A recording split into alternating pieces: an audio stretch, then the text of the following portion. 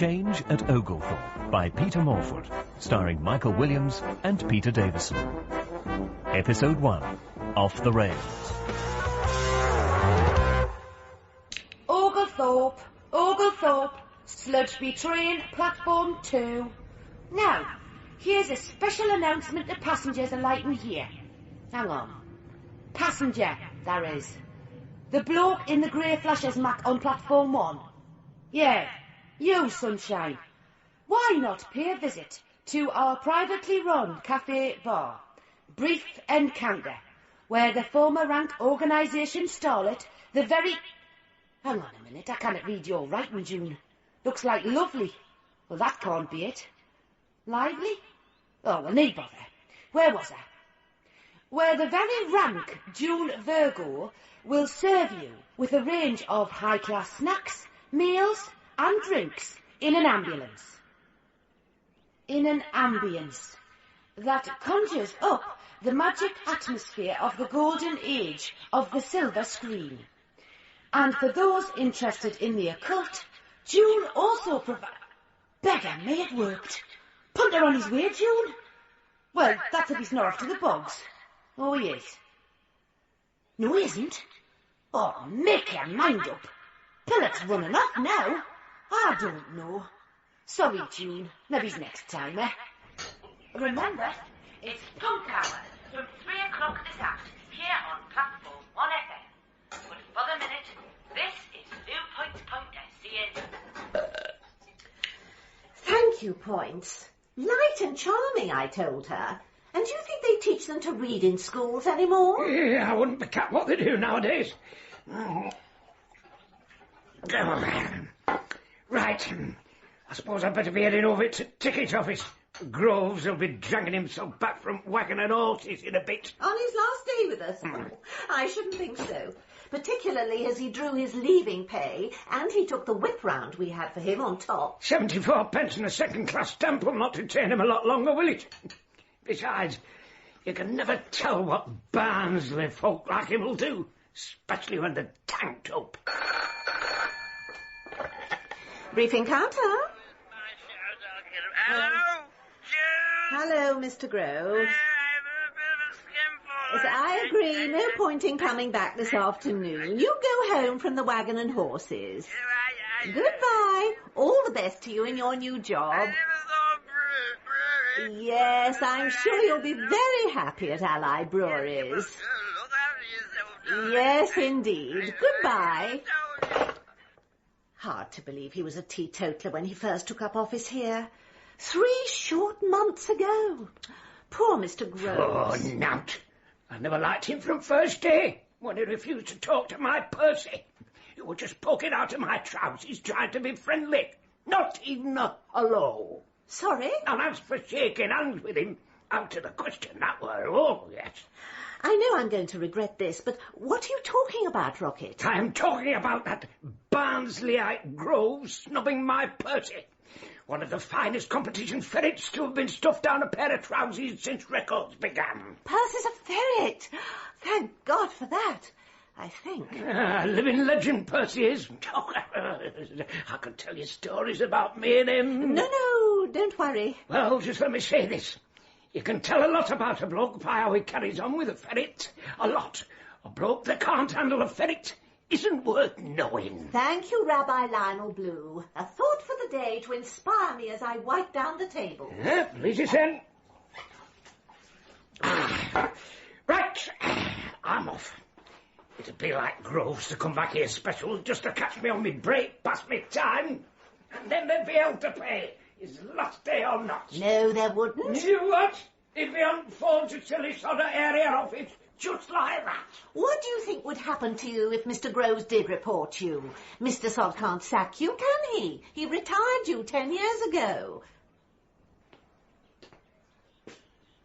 The day I retired from this station is the day they cart me out in a box. Yes. Shouldn't have brought that up, Rocket. Sorry. Ah. Oh, thank you, Postie. Oh, I wonder if it's the letter. What letter? From area office. Oh, that. Well, aren't you just a teeny-weeny bit curious about who Mr. Grove's successor will be? No. Is it, oh, a red reminder, and I've already won a star prize in the great world of curtain summer draw. I don't know what you get it so worked up for, June. Won't make any difference who the new senior grade operative is, will it? Well, you never know, Rocket. Someday my prince, our prince may come. Don't hold your breath. What do you want a prince for at your age? You'd be better off with a budgie and a set of ball. At my age? I'm not thinking of sporting a blue rinse quite yet. Go with your varicose veins. One more word and you're barred. Look, all I'm getting at is this. Don't build up your hopes on the new bloke, because one thing is certain. Whoever Arthur Sod sends us is bound to be a wattock of the first water. Mark my words. Come in, Mr. Clare. Take a seat. Thanks. Oh, I'm sorry. It's Dr. Clare, in fact, isn't it? Well, strictly speaking, but I only used my title when I was a head-in-the-clouds academic. Now I've touched down on planet Earth, Mr. fine. Yes, certainly have an interesting CV for a BR station senior grade operative applicant. 3 degrees, 4 years lecturing. Even had a couple of books published. Critical Approaches to Rembrandt and Paradigms of Structuration in Early Abstract Expressionism. Sounds like a good read. Torrent of trendy tosh masquerading as timeless truth, which is par for the course for the academic world. But I'd like to stress that that's all behind me, Mr. Sod. Thank God. Nervous breakdown, wasn't it? Got your psychological profile here. Highly strung, irresponsible, escapist. Not particularly encouraging for a prospective employer, is it? Oh, I don't know. Breakdown experience is probably ideal training for a future in BR. Yes. Seriously, though, I'm fine now. I haven't had to recite my panic mantra once since I joined the graduate training scheme. Panic mantra? Yes, you know. You close your eyes and count 1, 2, think it through, 3, 4, calm once more, and so on. Also not encouraging was your score in the trainee senior final exam. Question, what do you perceive to be the greatest challenge currently facing the rail network in Britain? Answer, those dickheads at the Department of Transport, obviously. Fair enough, isn't it? David, nitty-gritty, why do you want to run a small country railway station? 2 reasons. First, I want a down-to-earth, simple existence among down-to-earth, simple people. Well, not simple people, obviously, but the sort of people who call a spade and not a counter-displaced project object icon. I see. The second reason is in my jacket pocket. Oh, yes? Mr. Sod, meet Bert. Bert? Indeed. Bert is a 00 scale loco driver from a model railway I've had ever since I was a child. It started out as a toy, it became a hobby, and eventually it was therapy. To cut a long story short, Mr. Sod, running a small country railway station would be the realization of a lifelong dream for me. Dream. You know, David, a typical candidate for a post such as this is an averagely educated, middle-of-the-road type, sort of chap who has one eye on the latest passenger throughput league tables and the other on the BR Management Structure Handbook. You, on the other hand, are an irresponsible, escapist intellectual with a dream, a history of mental breakdown and a misshapen lump of plastic in your pocket. My ex-girlfriend's cat got him. Twice, actually. Perhaps I didn't make myself clear. Look, what do you think that you would bring to the post of senior grade operative at Higher Oglethorpe Station that the other applicants wouldn't? Apart from Bert. Sorry. A love of railways, Mr. Sod. And everything that goes with them.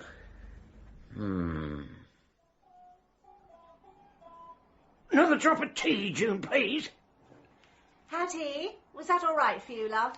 Very nice, June, as usual. Let's see. 2 goodbye Mr. Chips fish platters, 3 bats and pot of tea, $5.50 altogether. Tea, Rocket. There we are. Just right. June, a word. Don't mind me.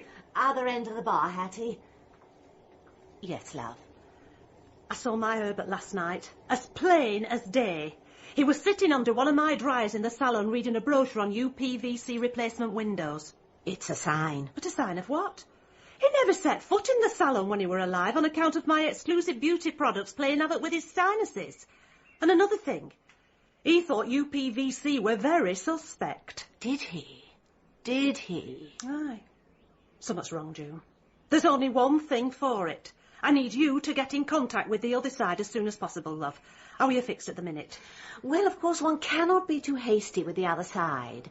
Many hours must be spent in purifying meditation before the medium can attempt to lift the veil to the mystical brightness beyond. Tonight, after the 8:30 sludge be stopping, I'll close up early. Thank you, love. Oh, Hattie, on a different note, your satin skin beauty products. Yes? Have you had a chance to make up another batch of your avocado and gooseberry anti-wrinkle cream? I've completely run out. Run out of what? Anti-wrinkle cream. Oh, anti-wrinkle cream. By gum, you get through some pots of that. Have you thought about a refillable tub? Or a bucket apple? No. Be cheaper for you. Perhaps, but have you made up more? I'm afraid not. Bit of a hiatus on the production line. Equipment failure. You know my slightly astringent dandelion and burdock body tone and tingle? Yes. It ate through my bath last week. Oh, dear. I wouldn't have minded, but I were in it at the time.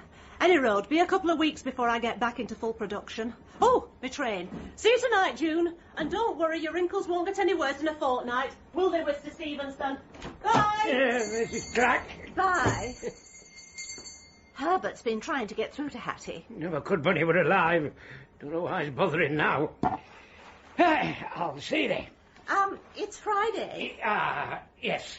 I'll settle for a week later on. 3 weeks, actually. £21.60 it comes to. £21?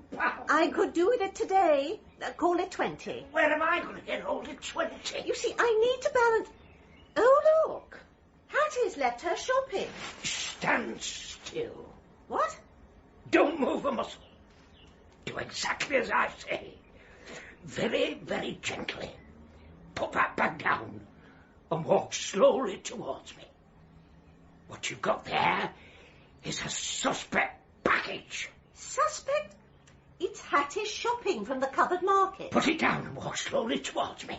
Even if I were not one of the finest occultists this side of the Pennines, I could tell you exactly what's in this bag. You know the rules and regs. Tripe. Happen, but we've got to follow them. No, what I mean is, this is a bag of tripe. Put it down. Rocket. Down!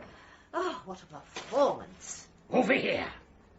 This is a job for the professionals. And by professionals, you mean... Me. How surprising. You guard door and don't let a soul in. I'll be back quicker than a Fred Truman bouncer. I've got just the thing for this situation. A pound of onions. Morning. He can shift for an old un, can't he? Like a wizened old whippet. Don't come in. Better stay where you are. Well, I want an espresso to take away, love. I'll bring it over to you. There's a bag of tripe in here. I've seen bags of tripe before. Apparently, this one might explode. 50 pence, please. Right. Thank you. Gangway! Oh, good grief, it's Isaac Walton. Call again. Bye. Don't get that fish hook caught on my dress. Exactly, no chance. Ogle Valley fly casting champion, 5 years on the trot in the 50s. I've lost none of my subtle skills. Oh? It is none of a couple of sauces. Disposing of a suspect package is supposed to be a job for the army. I am army, and I've got a leg full of jerry bullets to prove it. Well, I bet they don't use fishing rods. I'm perfectly still now, June. Not a sound. This requires absolute concentration.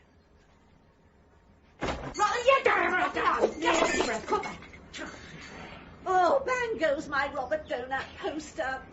I thought you said you were a champion. I didn't have this clothhead jumping out at me at critical moment, did I? What you doing with your fishing rod, Rocket? Listen, load both barrels of my shotgun and meet me out in the yard by the old coal office. Why? Suspect package. Oh, we're going to shoot at it. No, we're going to club it to death on the double. Right. This is preposterous. Stand still. Here we go. Ah!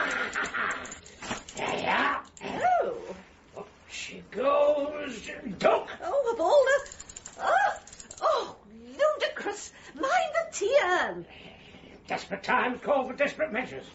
I did a lot of this sort of thing in the Western Desert. What, swinging a bag of tripe around on the end of a fishing rod? Oh, that must have put the wind up, Rommel. Stand aside.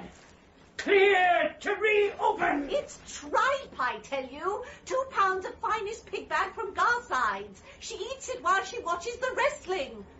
Oh, ye gods. Unusual catch Rocket's got there. Oh, hello, Posty. Oh, isn't it? There you go. And will you sign for a recorded delivery item as well, love? Ah, delighted. Everything all right? What were that? Don't ask. Good job one of you's normal, love. Yes, bye. Oh, the area office letter. Oh, now where's my magic pyramid and wand? Oh, these pork scratchings are past their sell-by date. Oh, never mind. Ah. Under the pyramid the letter shall sit, to bring me good fortune when I open it. May he be handsome, may he be fair, have all his own teeth and a full head of hair. Wand, make true what I ask of you. 5 minutes should do it. No, make it 10. Someday my prince will come.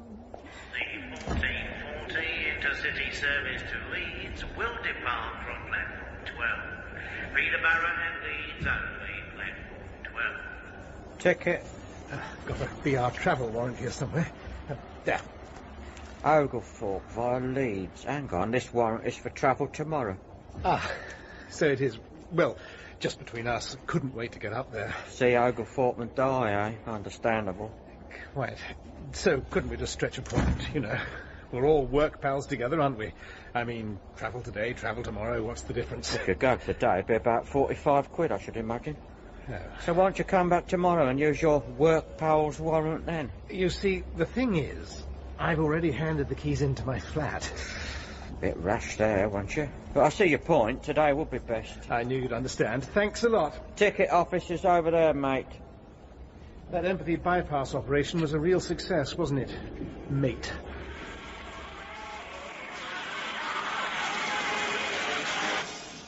Platform 1 again. Kick in with Skunk and Nancy. Right, what's coming up next? You get in a clip round here from me if you don't turn that rubbish off. I can hear it right over by the Folk Water Tower. Yeah? Great. Folk don't want it, you know. Hey, turn that mic off. The old Brewman station can hear us. Oh, there's nobody here, man, Rocket. Chorus and tune. No cat. Come on, let's go get a cuppa. I'm parched. Oh. Okay, then. Hey, should I tell you about the goal I scored on Saturday? Wasim, the skipper, he's won the ball on the halfway line, and he's chipped it straight up in the air. Right. 30 yards out there was. Best headed goal anybody at the club could remember. Yeah, if it's energy once. I netted a 58-yarder once. Oglethorpe versus Digworth Rovers, 1938. Used to be a black-bite spot. 2 teas and 2 rounds of toast, Jim, please. Oh, why? I can pay me mess bill. Points, my winnings. Give 'em to June. Winnings? Aye. 20 quid for the first one to destroy that suspect package. And he has first go. It were my gun. Don't move a muscle. This is a job for the professionals. You wily reprobate Rocket. You knew it was tripe all along. What? Keep the money points. Put it towards a new hairdo or something. I'm too excited to be bothered about mess bills now. I know who the new SGO is. A Mr. David Clare. Lovely name, isn't it? Knew a fellow called Sweetman once. He were an axe-murderer from Shipley. When's he coming? Tomorrow. I wonder what sort of bloke he'll be like. Exactly the same as all t'others we've had. If my tarot cards are anything to go by, he'll be a very different cast of gentlemen. Oh, no. What's up? Rocket, tomorrow's not your ferret fancier's bun fight in the yard, is it? What do you mean? Oh, no. It's tonight, as it happens, in the road. Oh, good. David will have a whole month's grace before he sees what you and your drunken cronies get up to, whatever it is. Listen, you can tell a lot about a bloke by how he... Oh, yes. Yeah. Hey, Rocket, do you reckon I could come along to the ferry do tonight, like? Hey, it might be a good... It might be interesting. Do you know what goes off? Oh, aye. You each shove a crazed hunk of vermin with razor-sharp teeth down your kecks, let it have a good writhe around, and then you pull it out a split second before it chomps off your tadger. Oh, please. Right, well, not to put too fine a point on it, young lady, you are lacking a certain vital piece of equipment for the job, aren't you? A tadger? A ferret. I didn't want to do it, man. I just want to watch. Yeah, I'll have to check with it, lads. Afternoon, June. Mr. Stevenson. Miss Pointer. Hello, Hattie. June, I think I must have left my shopping in here at dinner time. You haven't found it, have you, love? Ah.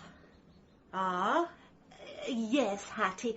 Unfortunately, it was, Rocket? Look, you left a suspect package, right? What are you talking about? It were £2 a try. It were £2 of suspect package, which were removed for reasons of public safety by army personnel. The army took away my try? What about me wrestling? You'll have to find somewhere else to wrestle. I eat it while I'm watching wrestling, you clothhead. Oh. What happened then? It were destroyed by a controlled explosion outside Fold Coal Office. You mean the army blew up my pig bag? To Kingdom Come, aye. I never even had one mouthful. What a waste. Yeah, well, you never know. Happened a lump landed by your Herbert on t'other side, and he had it instead. Oh, he were partial. Happen that's what he were trying to tell me t'other day. Hey, June, happen that's why I left it behind. God works in mysterious ways. Yes, indeed, but I don't think exploding tripe would ascend as far as the mystical brightness, Hattie. Well, we can ask him tonight, can't we? Bye, love. Bye. Hey, a tripe might not have ascended as far as the mystical what's-it, but it reached the men's bogs all right. Hey, the roof splattered, man. I was wondering what that was. Oh, Hattie! Sort your toast out points. Hattie! Sorry, love. I forgot to mention it. Would you mind postponing tonight's séance for a day or two? Something rather important's come up, and I desperately need a hair appointment, facial, full-body massage. In fact, the works. Well, we're right looking forward to getting hold of Herbert. Oh, I know it's short notice, but I would appreciate it. Tell you what, June, why don't we combine the two? You perform the séance while I get stuck in with makeover. I don't think I could possibly lift the veil under those circumstances. Enormous composure and concentration are required. You could do it. An old trooper like you. I prefer former artiste, if you don't mind. Same difference. It would be a challenge. Of course it would. All right, I'll give it a try. Grand. But hey, I wanted a brief encounter, June. You picked up Herbert in their champion last time. I'm a medium, Hattie, not a transistor radio. But yes, that will be fine if you can manage. I'll bring everything with me. Bye, love. Till tonight, Hattie. Today, June Virgo, cafe proprietress. Tomorrow, June Virgo, femme fatale. Lying prone is one thing, but wearing a face pack is definitely cramping my style, Hattie. Oh, don't you ever warm the massage oil? Cold is good for your buttock cellulite. Oh. Ask him about the tripe. Oh, I'll try once more. Are you still there, Herbert? Speak to me. Come back through the veil. Come back through... Oh, the mystical brightness is dimming. Come back through the veil. Stop your bloody moithering, Herbert, and come back through this minute. 2.5 hours late. Not a particularly auspicious start. Still, my station. I can't get over it. Oh, where is he? What about this, Bert, eh? And look at these buildings. Good old Millstone grit in all its down-to-earth glory. Perfect. Let's explore. Starting with the cafe, if it's open. Dying for a tea. Just going for a turn round the yard, lads. See you in a few minutes. Wait till we're out of sight, Poms. I've made somebody to stick on Perch's head. They'll knock t'others dead for final. Okay. Hey, somebody's off to the cafe, look, man. They'll be lucky. June closed up ages ago. That Hattie's given her a beauty treatment. I thought they were having a séance. The same thing when you think about it, really, isn't it? Trying to bring dead back to life either way. Oh, hang on a minute. Here, old Bertie. I shall have to tie up my trouser strings a bit tighter, or he'll be running off when he gets back down there. Oh, OK. What are you doing at him? And I didn't think he likes me, man. It just doesn't take to some folk. Give him here. Oh, thank Gaza for that. Down you go, Percy. I'd stop the noise. Hey, he's having a good rise. I hope he's not peckish. Yeah, he'll be all right now. So long as nobody else upsets him. Come on. Far end at yard's best. We can't be seen from there.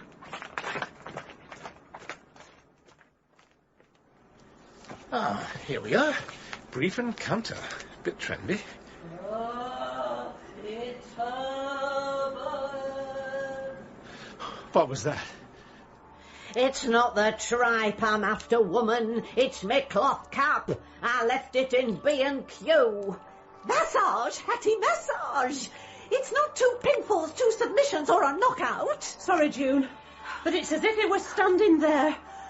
I'll calm down. You carry on. Hold still, Percy. Does he look champion with that on it? He looks proud to wear it, Rocket. Of course he is. He's from Pudsey, you know. Hey, that bloke that went to the cafe. Eh? He's staring through that chink in the curtains, look. He's watching June having a rub down and that. He's a peeping Tom. He must be desperate. Dirty bugger. Right. He's in for a surprise. Let's get him. I'll get my shotgun. He's gone again, Hattie. For one last time, Herbert. Come back through. If you don't come back through immediately, Herbert Clack, I'm going to set fire to your shed. 27, 28. I am master of my fate. Gotcha! Oh, great. He has come back through. Hattie, my robe. Just a minute. That's not my Herbert. You haven't come from t'other side for his cap, have you? Point, what have you done? And who are... you? David Clare, the new... You're not supposed to be here until tomorrow. I don't normally look like this. He's a peeping Tom. I caught him. He is not a peeping Tom, you imbecile. He's our new senior. Excuse me for not getting up, but I don't seem able to move. Oh, point if you've damaged him. Nice to meet you, David. Perhaps you'd like a brandy. No, a vigorous massage and scalp rubs what we want. No, I'll be all right in a minute. Give us your head. Ow! What's that, your eye? What's going on? It's the new SGO. Yes, I don't think we'll be needing the shotgun rocket. Oh, it's a new bloke, David, is it? I'll just open my flyer so you can shake hands with Bertie. He's got his Yorkshire cap on now, special. Now you've upset him. Oh, let go of his nose, you little brute. 1, 2, get through. Let me out! Oh, come back, darling. Percy's gaining on him. Bertie, heel, boy. This will get him back. He hasn't. He has. We used to just drive him to drink. Now we're shooting him. Rocket, you've assassinated our new colleague. Oh, I had to fetch Percy back. Here you are, old lad. Murderer. Oh, no, look. He's moving. Tail, no, but wing. Oh, thank God. I'm coming, David. I'd do your robe up first, June. Oh, hold on. I'm going to give you the kiss of life. Don't move. Oh, that's got him up. Hand off. Look at him go, man. There's shamming. Typical. Young Mr. David Clare's off to hell his poor start. I don't give that lad 5 minutes in job.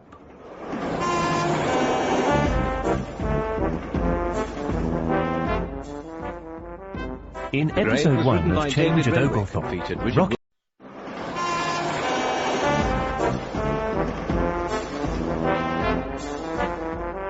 Change at Oglethorpe by Peter Morfoot, starring Peter Davison and Michael Williams. Episode 2, The Thin Controller. Sludgeby train, platform 2. The Huddersfield town side of the 20s. If they came back today, the team I play for would stuff them out of sight, man. The wagon and horses Sunday League amateurs couldn't stuff a Christmas turkey, let alone one of the 5 teams ever to grace a football field. Oh, nap off, man. Oh, enough of you. Points? You've left Mike on again. How many times? The getting worse, them two. You know, I've toyed with the idea of barring them. You can't knock back your regulars, June. Not in this day and age. I suppose not. Anyway, was that all right for you? Champion, love. Good. Let's see. 3 breakfast at Tiffany's with extra fried bread and a pot of tea. $7.80, please. Just right. You're building up your strength this morning, Hattie. All right, salon's fully booked all day. And I've got a very arduous defoliation first thing. Not that Mrs. Grebbit again. Oglethorpe marching brass. Face, underarm, leg, bikini line, job lot. How many of them are there? 48. You see, it's not just the doing of it. It's the clearing up afterwards. You haven't got any cushions or a settee you need stuffing, have you, love? Not at the moment, no. Shame. Well, let's be off. Before you go, Hattie, my new hairstyle. You don't think it's a little youthful for me, do you? No, of course not. Silly question. Well, I always say this. If a 50-year-old woman wants to make a laughing stock of herself trying to look 25, good luck to her. Not that it applies to you, of course, June. You don't look nearly as old as you are. Oh, thank you. This new hairdo, makeover and that, it wouldn't have anything to do with young Mr. Clare coming, would it? Of course not. Good, because I won't be capped if he never turned up at all. I'm sure he will. A backside full of buckshot deter a lot of folk. He'll come. My tarot cards are quite explicit on the point. Well, when it does, I hope he turns out better than t'others. Bye, love. Bye, Hattie. Oglethorpe, slug betray. You don't know what you're talking about. Of course they were. Weren't. June will settle it. Being an ex-pro, she understands these things. June, explain to this clothhead why Ragtag and Bobtail were vastly superior to these mighty Morecambe Power Rangers that the kids are all mad about nowadays. Mighty Morphin Power Rangers, you did. Whatever. I haven't made up my mind whether I'm even going to serve you two today, let alone preside over one of your futile little disputes. You what? Why? After that debacle with David on Saturday night, of course. Don't blame us. Us? Hey, it wasn't me that shot him. Yeah, well, you'd have fished him through the window. Aye, and whose fault was he was stuck there in the first place? June's. That's enough. Right. Before we go any further, let's get something straight. We don't want to lose another station manager, do we? Wouldn't worry me. So, here's the deal. When David arrives, get right behind him. And that means best behaviour. Or there will be no tea, beer, snacks or meals for either of you for the rest of the week. What? Isn't it right, eh? And I mustn't get dehydrated today, June. I'm off to dentist shortly. That is the deal. Dentist? Them's aren't your own teeth, are they? Of course they are. You don't think I'd choose a set like these buggers, do you? Whilst you're making up your minds, I think I'll just have a nice cup of tea.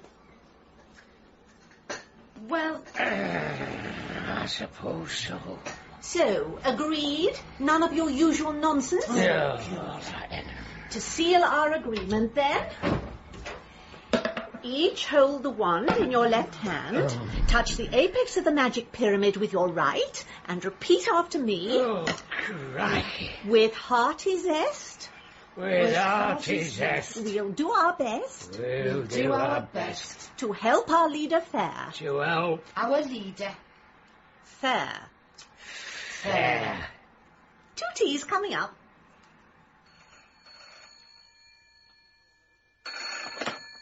Oglethorpe, 2492? David, Arthur Sod. Mr. Sod. Settling in all right? Well, Raring to go, I trust. yes, and I want you to know, Mr. Sod, that I intend to carry out my duties in the finest traditions of British Rail. Either that or blow it completely. Well, I hope you realise what would happen if you did blow your probationary period, David. You know, Higher Oglethorpe was the first station opened on the Ogle Valley branch of the old Lanky and Yorkie, 1848. Its first station master was a Sod, my great-grandfather, Sid. Sid Sod. A name to live up to if ever there was one. Indeed. Stations like Oglethorpe are hanging by a thread all over the network, so I'm looking to you, David, as someone who, what was it again, loves railways and everything that goes with them, to do your bit. Be a shame if anything happened to jeopardise the continued existence of a station that has served the community for 147 years, eh? So, no pressure then. And should you have any problems, overcome them. Right. Ow! God. What's that? Oh, nothing. Just sat down rather suddenly. Yes, overcome them, Mr. Sod. Indeed.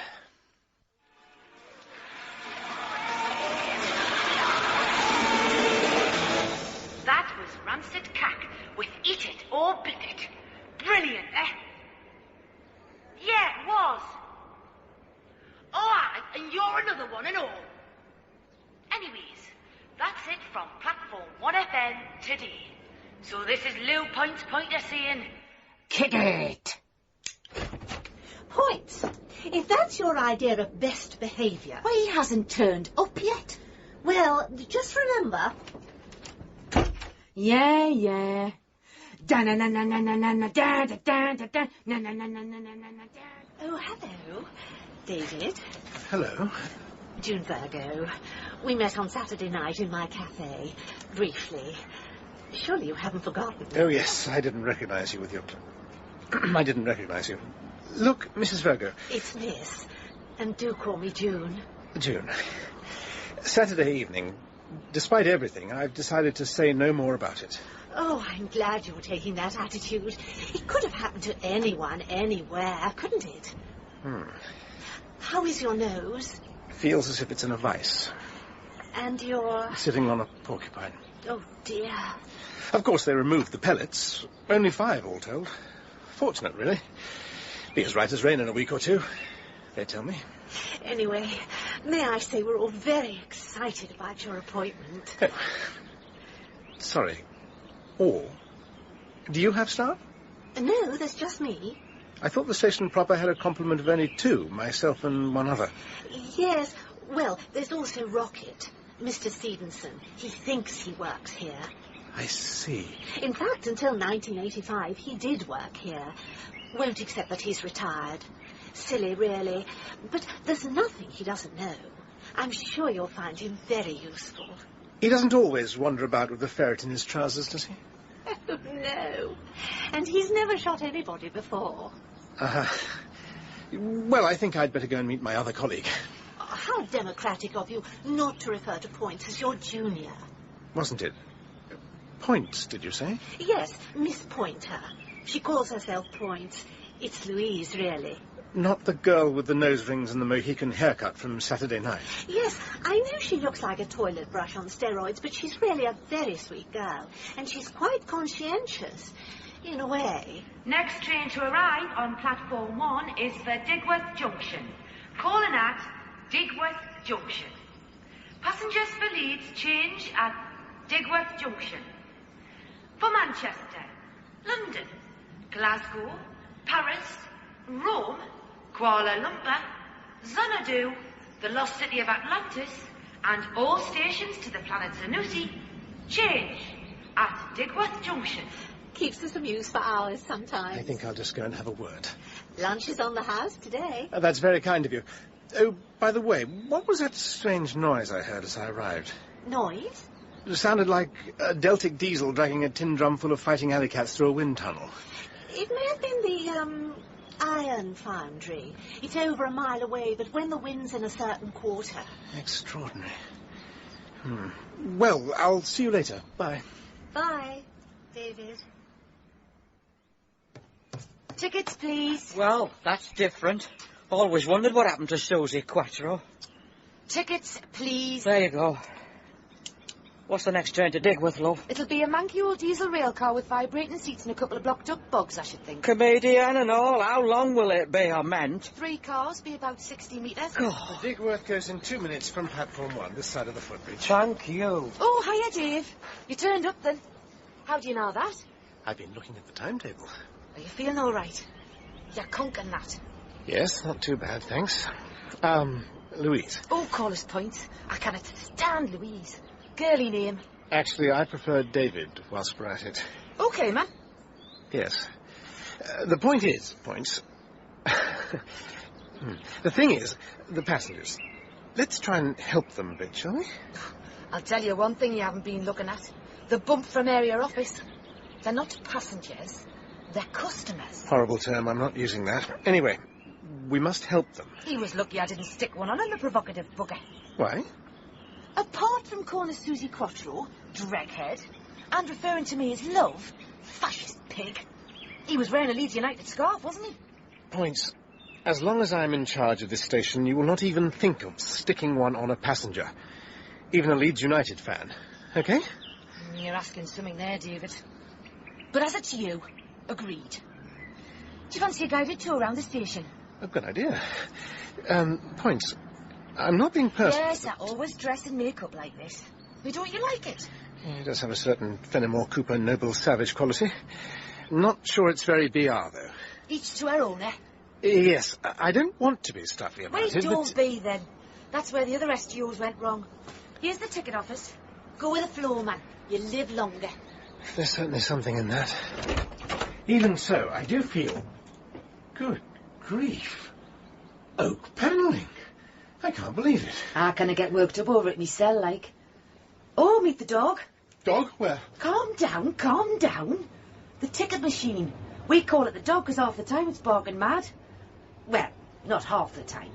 Sometimes it does as it's told for days on end. Then when you're least expecting it. So, tip number 1. Issue tickets manually. Hey, can save you a lot of grief, man. We never did that on the training course. Oh, it's easy. Why don't we just get the engineers out? Tip number 2. Didn't bother with the engineers. They fixed this 3 times already. Oh, aye. Here's your PA mic for announcements.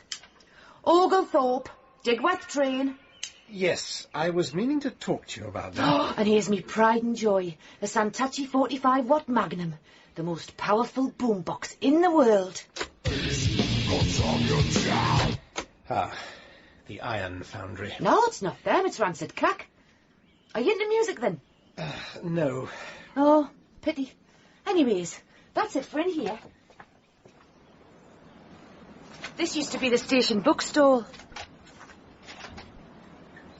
What's all this stuff in here? Oh, Rocket uses it for a workshop. Oh, he's a damn hand at chipping and that. Kitchen cabinets, garden chairs. Hey, anything you like, man. Right. This is the old left luggage. I haven't got the key for this, but you can see in. What's... Oh, Rocket's fishing tackle. Oh, and he's... Are you all right, David? You've gone a bit pale. No kidding. Ah, beautiful old signal box at the end of the platform there. Rocket's greenhouse. Of course it is. Right, that's it for this platform. Across the track we'll go. Why don't we use the footbridge? Get an overview. Oh, well, if you like. Hey, there's some cracking graffiti up there. Have you heard this one? There once was a bishop from Birmingham who had a funny way of confirming to a tumult of applause. The local brownie pack do the bestings.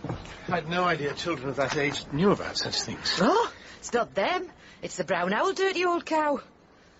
That's the old wheel tapper set where Rocket keeps his bike when it rains. And this is the goods forward office. Don't tell me. Rocket's pigeon loft.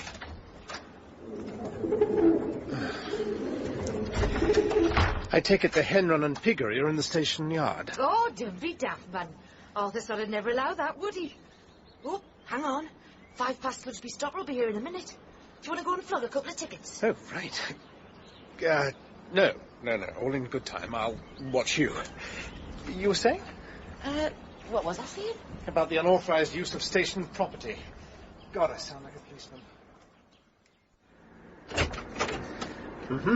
Yes, I think the phrase you're searching for is defunct buildings. Most people put an N in it. Do they? Oh, you're back, Rocket. Watch ya. I'm just showing David around. Mr. Stevenson, we meet again. And now, lad, before we go any further, I'm going to set your mind at rest. Percy's all right after t'other night. Percy's all right. Well, of course he was upset. But as he's more like his old self this morning, I'll say no more about it. Oh, thank you, Mr. Stevenson. I can't tell you how grateful I am. That's right. Is anybody serving on? Let's go and get a cuppa. Yes, madam? No, just a minute, Points. I think I'd better watch this. A return, please. Certainly, madam. Where to? Oglethorpe, of course. Might I inquire where madam is thinking of going before you come back? My sister Doreen. Oh, aye. Me sister Doreen's. These are the sort of dotty old bats we get round here. Give her a platform ticket, Rocket, and have done with it. And Sister Doreen lives in... Sludgeby. Right. So you want to return to Sludgeby? How much? Coming back? Yes. Yes. When are you coming back from Sludgeby? Straight after me ham salad and a cup of tea. And when do you think this sumptuous repast will be finished? Oh, 5:45 as a rule. And on a conservative estimate, how long does it take you to get from Doreen's to the station? 9 minutes exactly with these legs. Well, if you manage to catch the 5:58, that'll be a peak day return, £5.90.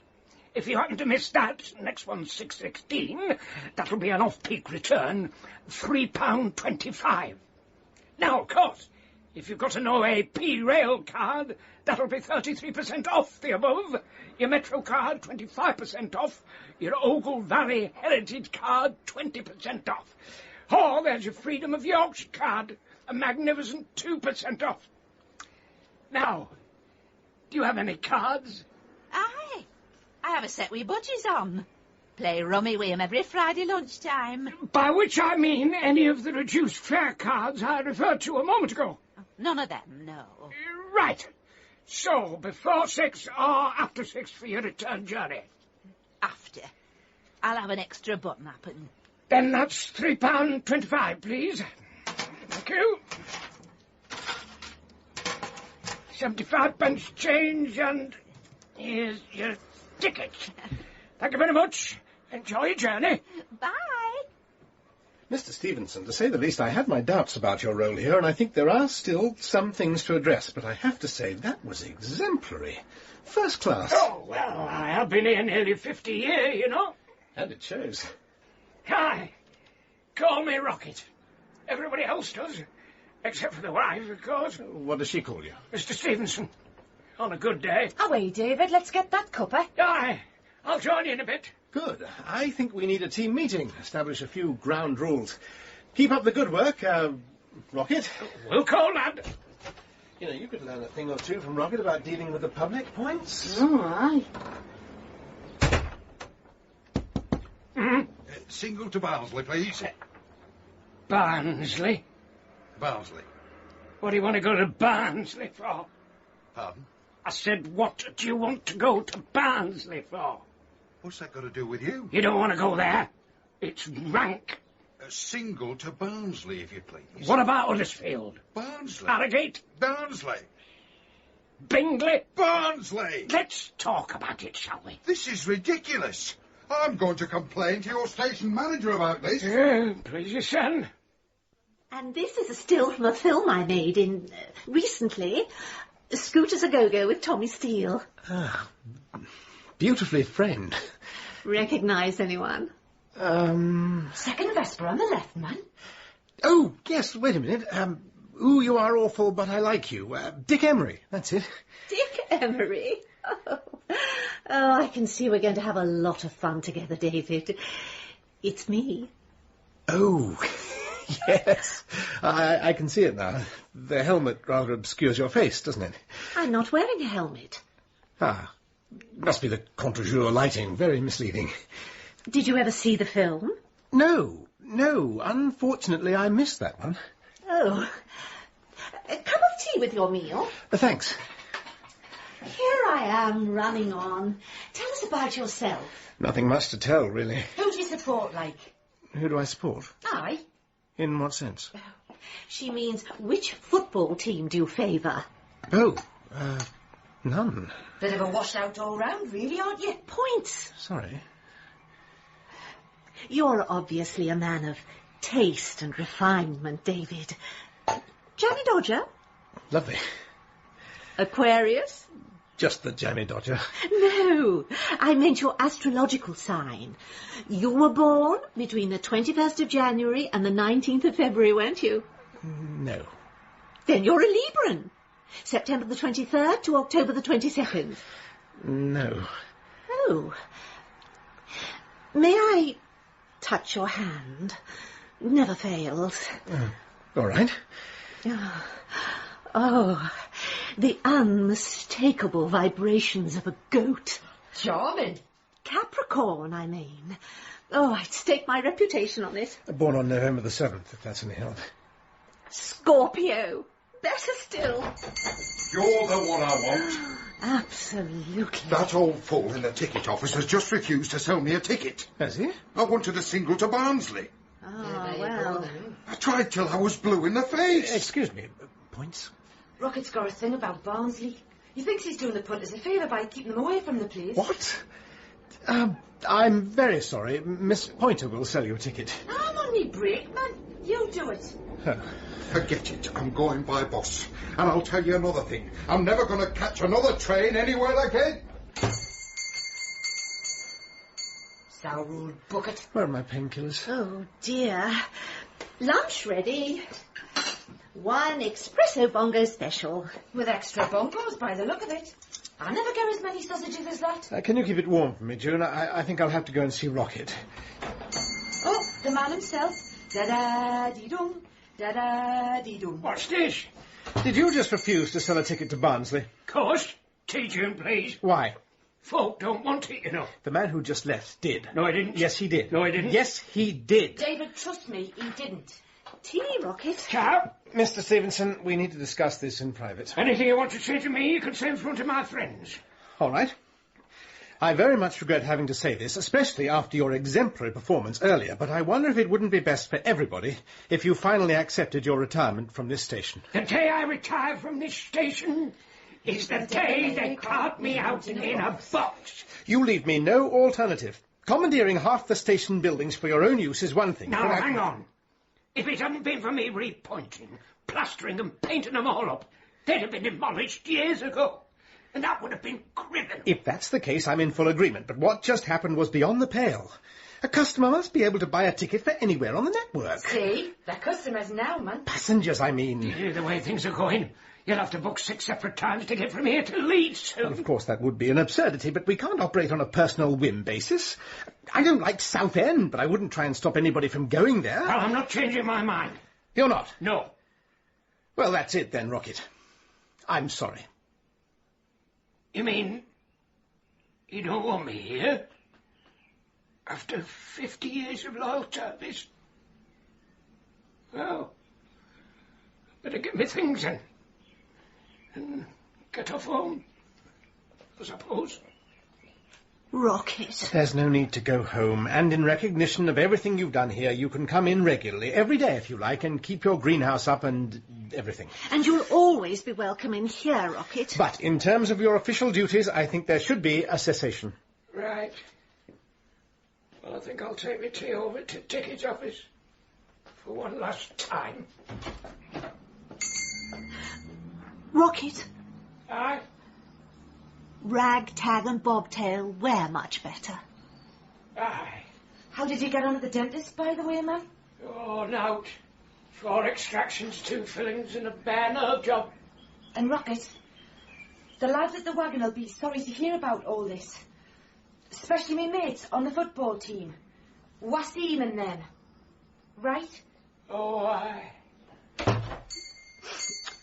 Pass those tissues, Points. I suppose you're going to send me home for playing me music, are you? No, but it will have to stop. I'm going after Rocket. That old codger lives for this place. I tell you, if he tops himself, it'll be on your conscience, sunshine. You don't think he'd do anything? Rocket's a tough old boot, Points. Aye, but even tough old boots wear out eventually, don't they? I'll see you. Oh, God. Half an hour in charge and I make Martin Borman look like Mary Poppins. Don't worry, David. But what can I do? This place is hanging by a thread as it is. Sometimes a man has to be firm. He has to be hard, savage. Yes, June, thank you. The most ruthless thing I've done before now was to include one of my own books on a reading list I gave to my MA students. You were a Don. Oh, how wonderful. Will Mr. Clare come to the ticket office immediately? Oh, no. Mr. Stevenson is trying to commit the base to memory so he can flush out the long, cold winter evenings with the remembrance of happier times. I'm still on my break, so it's up to you to man the office. I'd better get over there. Chin up, David. Shoulders back. Chest out. Buttocks clenched. Oh, hello, Rocket. Rocket. Look, I'm very sorry, but it's not personal, you know. Yeah, well... Excuse me. Oh, right. May I help you? Single to Digworth, please. Digworth, right. 2.25, please. Thank you. And 75 pence change. Right. Leeds return. When will you be travelling back? When's last train? From Leeds? Just a second. Timetable. 22.45. That's £187.60, please. Get lost. No, that can't be right. I'll look it up in the fare table. Rocket, where's the fare table? I don't work here, sorry. What did you pay last time? Just a minute. No, there's something here. Leeds off-peak, £6.50. Thanks. Tickets? Oh, ticket, of course. Yes.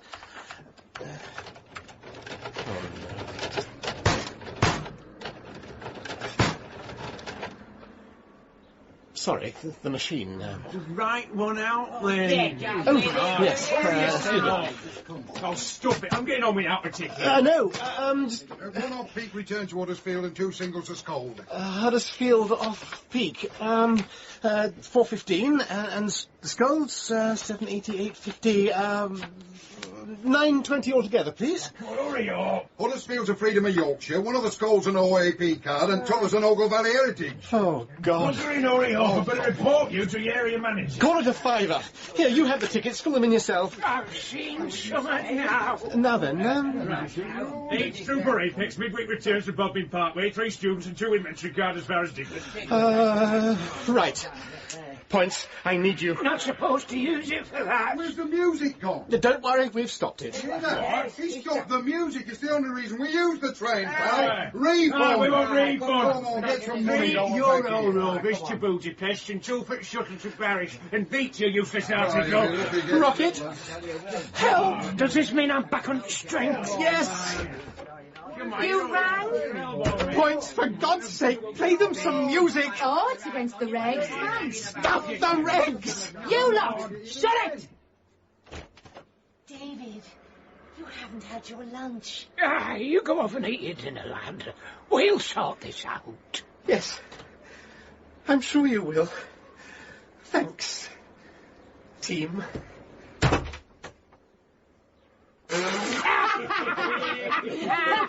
Hey, it never fails, man, I tell you. I'll take me tea over for one last time. Remember, you old stroke. Rides all round tonight. With pleasure, lad. I'll say this. The Wagon might be the worst football team in the Northern Union, but your hearts are in the right place. Oh, do out for a pint, these buggers. Right, Wagon and Auto Fast Response Unit, back to pub. See you tonight, boys. Cheers, Wasim. Cheers, lads. Yeah, I tell you, Rocket. This David, he mightn't be so bad when we've broken him in. He was going to let you carry on with your doings here. Happen, Points. We shall see, shan't we? We shall see.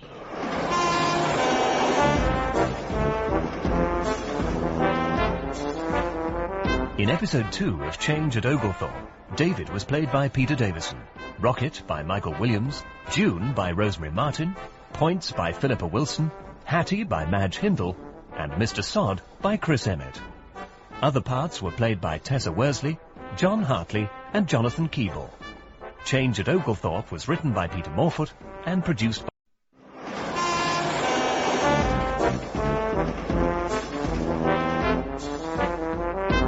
Change at Oglethorpe by Peter Morfoot, starring Michael Williams and Peter Davison.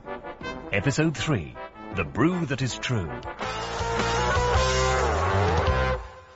Oglethorpe, Digworth train. Morning, Rocket. How's it going? Sold 4 tickets in the last quarter of an hour. Well, that's the morning rush over then. What have you got there? Area office display promotion. Meet our new member of staff. Life-size cardboard cutouts. What will they think of next? Oglethorpe Aussie says, take the train and enjoy your journey. Every station in the region's getting one. Digworth Dave says take the train. Sladgeby Cyril. I don't know. Couldn't we do better than Ozzy. Here, read the blurb whilst I sort this out. Right. To stand plastic art figure upright, score along dotted line A, bend back until line B and line C coincide. Okay. Fold flap D into slot E. I'm none the wiser. Basically, we're supposed to stand Ossie up outside the ticket office, where he will bring thousands of new passengers flooding into the station. With a dozy grin on its face like that. Where does it say out about ticket office, in it all? The ticket office read point of sale. They've got a revolting jargon all of their own, these people. Nearly as bad as academics. Oglethorpe, Ozzy. Folk won't want it, you know.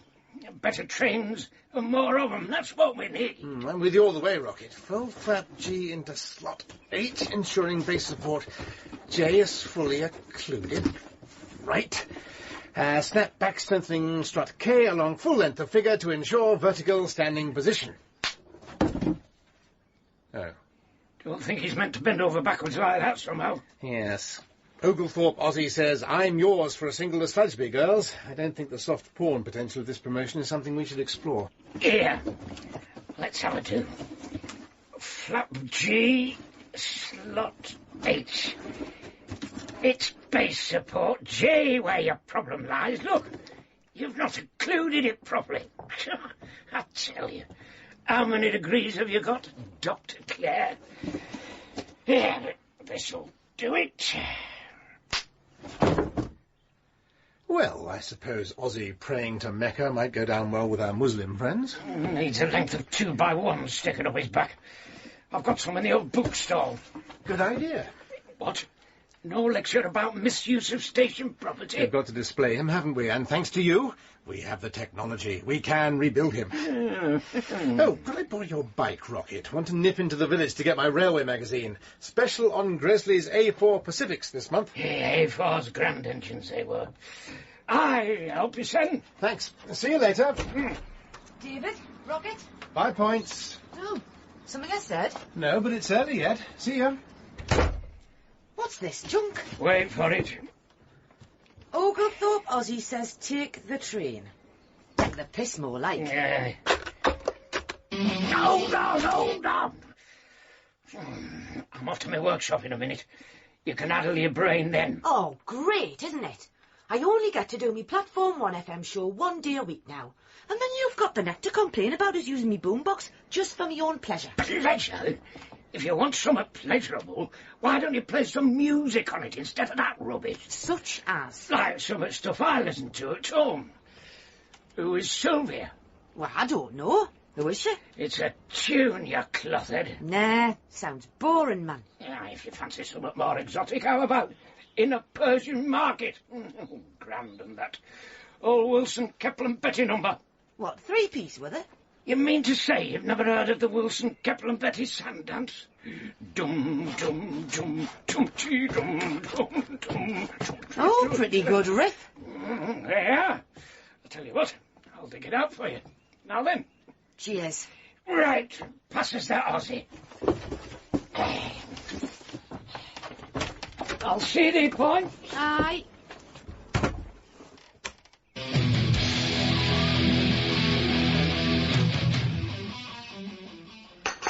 Grand drop of tea, that, June. Oh, good. From 10 flowers of the banewort herb, The next pluck the experiments will petal... appear on Platform 1 are George Rocket Stevenson with his boneless pal, Oddy Oddy Oddy, oi oi oi. Pluck the petals... Oddy Oddy Oddy, oi oi oi. Pluck... Oddy, oi, Oddy, oi, Oddy Oddy Oddy, oi oi oi. Hey, get that tear on June, I'm coming in. I can't wait.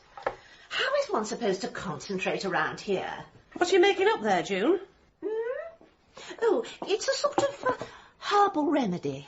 Old Crumwick's portions from field and forest. Are you ill in love? Oh, no, it's not for me. It's for David.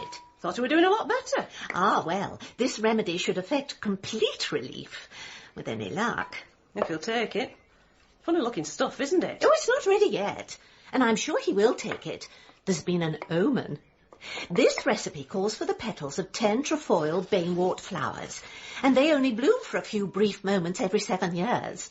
Now, you know what I do first thing every Monday morning, don't you? Get your pies and sausages in? I perform my wood nymph revels in Cowslip Hollow. Oh, of course you do. So, I was in the right place to find the Banewards, but would it, against all the odds, be the right time? As dawn came up, I was just finishing my ritual stump-thumping ceremony in honour of the guardians of the Sylvan Glade, when there, in between a drift of purple loosestrife and a discarded copy of Health and Efficiency, I saw them. A clump of trefoil baneworts in full bloom. Fancy. And do you know, I almost didn't see them. There I was, thumping away, when a sudden breeze blew one of the photographs from the magazine right onto my mallet. What would photo of like? I believe the caption read, "The men's volleyball final in full swing." And they did mean full swing, Hattie. Shocking. Anyway, while I was reassembling the magazine, to dispose of it, obviously. Goes without saying. And did you? Of course. Oh. Yes, it was then that I saw the Banewards in all their glory. Exactly 10 of them, just as the recipe demands. Coincidence? I think not. It was meant to be. Makes you think. Any road, must be off. Morag Mackintosh's nail extensions have come off again. I keep telling her not to play the bagpipes with them on, but she doesn't listen. See you tomorrow, love. Yes, bye, Hattie. Now, where was I? Infuse the Banewort tincture into water heated by fire until it boileth, to ensure the full potency of the potion shall be unleashed. Unleashed. Oh, take me, David. Take me.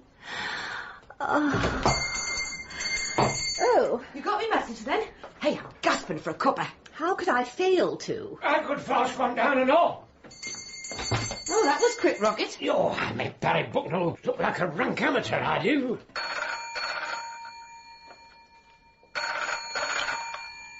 Brief encounter?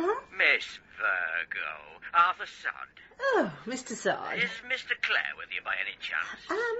No. He and Miss Pointer are, helping one of our disabled customers in the station car park at the moment. Excellent. Well, 2 reasons for ringing, Miss Virgo. First, I trust you're enjoying Aussie. Excuse me a moment, Mr. Sod. What's all this Aussie business? Oh, enough cardboard cut-out gimmick. Load of rubbish, man. Yes, Aussie's great fun, isn't he? We think so, yes. I take it a man of Mr. Clare's calibre experienced no difficulty with the erection. Miss Virgo? Oh, no, I'm sure there's no problem there. Good. Anyway, my principal reason for ringing is to advise you of an unusual traffic movement today. At about 14:30 hours this afternoon, the Royal Train is to be diverted up the Ogle Valley line on its way to Scotland. Should reach Oglethorpe at about 14:45. The Royal Train? Yes. Will the family be on board? That is our understanding, yes. Oh, how exciting! And what an honour! Of course, it'll just be passing through, but nevertheless time enough for impressions to be formed, so ship-shape and Bristol fashion is the order of the day. Oh, absolutely. I'll empty the ashtrays. Yes, I was thinking more along the lines of ensuring the platforms were neat and tidy. Of course. Right, well, I'll say good morning to you then, Miss Virgo. Good morning. Yes, good morning, Mr. Sod. Thank you. Did you hear that? The Royal Train's coming through this afternoon. Aren't you excited? Oh, ecstatic. When you ready with that tea? I met them last time they came, 1946. I wasn't struck. All except for the Queen Mother. I'll tell you something now. When I were a lad, she were regarded as one of the bonniest women in the land. Lady Elizabeth Lenny the Lion, she was in them days. Lady Elizabeth Bowes Lion. She were a cracker, whatever she were called. And I'll tell you something else. We got on like a house on fire, me and her. She were right upset when she had to leave. They had to drag her away at the finish. You and the Queen Mum? Listen, when I were in my 20s, I had the face of a matinee idol and the body of a champion weightlifter. What were you doing with that? I meant to look like him, you great Nelly. Oh, I think what Point is getting at is the class difference. The gap, the chasm, the Grand Canyon between you and Her Royal Highness. Many a tattered shirt hides a noble breast. I'm telling you, I could have been improper with the Queen Mother, but we were both spoken for, so I didn't press it. Hey, if things had gone different, you might have become the king. King Rocket the First. Hey, been brilliant, man. King Rocket the First? No, she married into them points. I suppose I would have been a lord or something. Oh, don't talk such nonsense. If she showed any interest in you, she was merely being polite. I know what I know. Any road, she's the only one I've got any charm for. I reckon they're all inbred, man. You can see it in their narrow, staring little eyes. Look like something Rocket stuffs down his trousers at the ferret meeting, some of them. Well, I think Prince Charles is very handsome. And let me say that I'm appalled at you two. Our sovereign lady and her family are going to be passing through our humble little station, and all you can do is make disrespectful remarks. I might have expected it from a Mohican-haired imbecile like you, Point. Cheers. But an old soldier like you, Rocket. Oh, I'm not saying out about them. Sorry I've been so long, everybody. Wound up having to push the bike. Still feeling the effects of that unfortunate incident on your first evening with us? Only when I sit down. Stand, walk or run. Just as well I found that book on herbal medicines I was telling you about. Oh, you found that? I've already started making up a remedy for you. Be ready later on. Oh, good. Anyway, exciting news. Hang on. Let's get an unbiased opinion out of the lad. David, the royals. The royals? The royal family, the monarchy. What do you make of them? Oh, well, there are basically two opposing camps, aren't there? One regards the monarchy as the priceless corporeal emblem of our nationhood, the other as an unnecessary anachronism in a modern democratic society. I think they definitely have their place. They definitely have a lot of places. Buckingham Palace, Sandringham, Balmoral. And they are the glories of our nation. That's right, June. They do have more than their fair share of noble piles, do the royals. Hey, they ought to use that preparation H. My granddad swears by it. David, the royal train's coming through Oglethorpe. No. Really? I knew you weren't an anarchist. When? 4:30 at Digworth, Mr. Sod said. So about 4:45 here. Right. We'd better get this station shining like a new pin. No, I'm with you there. The proud name of Oglethorpe must be upheld. Used to be the best-kept station in the area at one time, you know. We won cups, the lot. I shall have to get them hanging baskets out. That's the spirit. Where are they kept? My conservatory. When I finish my tea, I'll get on my bike and go and fetch them. The riot of colour they are at the moment. Oh, lovely. Sounds good. Points, would sweeping the platform be beneath you? Oh, no yard room at the minute, you see, David. Sorry. I'll bring that in all. And I think you better lose that Bride of Dracula on amphetamines look as well. You'll be asking us to put all my uniform on next. Well, it crossed my mind, yes. No. I'll tell you what I'll do, though. I'll keep a low profile when the train comes through. How about that? Better than nothing, I suppose. Have you got a tea there, June? Of course. What else can we do to impress? Something that will make us stand out from every other station on the line. We don't want Ormond Droid and t'others getting better of us on this job. Hey, when the train comes through, I could moon at it. Hey, I bet none of the others will think of doing that. No, you're not supposed to show your face. Mooning involves exposing the other end, Rocket. With a haircut like that, would anyone notice the difference? Oh, very funny. Let's keep it constructive, shall we? Why not paint some stones white and arrange them into letters that spell out, "Welcome, Your Majesty," or something? Yes. Yes, but where could we put them so that they could be read from a moving train? Too close to the track and they would just be a blur. How about Butternab Bank? Butternab Bank. Where's that? Just above Crowther's Mill, David. Before Dogswaite Tunnel. We'd need stones the size of Stonehenge to be seen from there, June. I know what we could do. One of them big hillside drones, carvings or whatever they are. Like that white horse or that bloke. The Long Man of Wilmington. Fierce gent with a knobbly club and a big tadger. Usually referred to as the Cern Abbas Giant, Points. Have you ever tried carving millstone grit? Takes 4 years, not 4 hours. And then we'd have to paint it white. Rocket, can you think of anything? I could happen get me pigeons to do a ceremonial fly past over the train. Ceremonial? How would that look any different from just pigeons flying past? Please you, son. But ceremony, that is the key. Hang on. This is West Yorkshire, right? Amazing, Holmes. A brass band, that's what we want. Whilst they play something appropriate, we all stand in line and wave. Wave? We shall stand to attention and salute. A bit regimented, but we would make a good impression. Aye, a good impression of a load of divs. By all points, I meant June, Rocket and myself. I know you did. There's only one thing wrong with this idea. It's a bit short notice for a band. And it's a costume. Well, I suppose I could always help you out. I've got a trumpet. Yeah. I was the brass section leader of the Tyneside Young Offenders Jazz Band for 3 solid years, man. Really? Aye. Well, it was before I got interested in music, like. Do you still play? No. But it's like falling off a bike, isn't it? You never forget. Could you play Rule Britannia or something like that? Oh, no worries, man. Hang on. Are we forgetting something? If the Royals get an eyeful of points, they'll likely have a conniption fit, won't they? Perhaps she could hover in the ticket office. Or in here, behind the hat stand.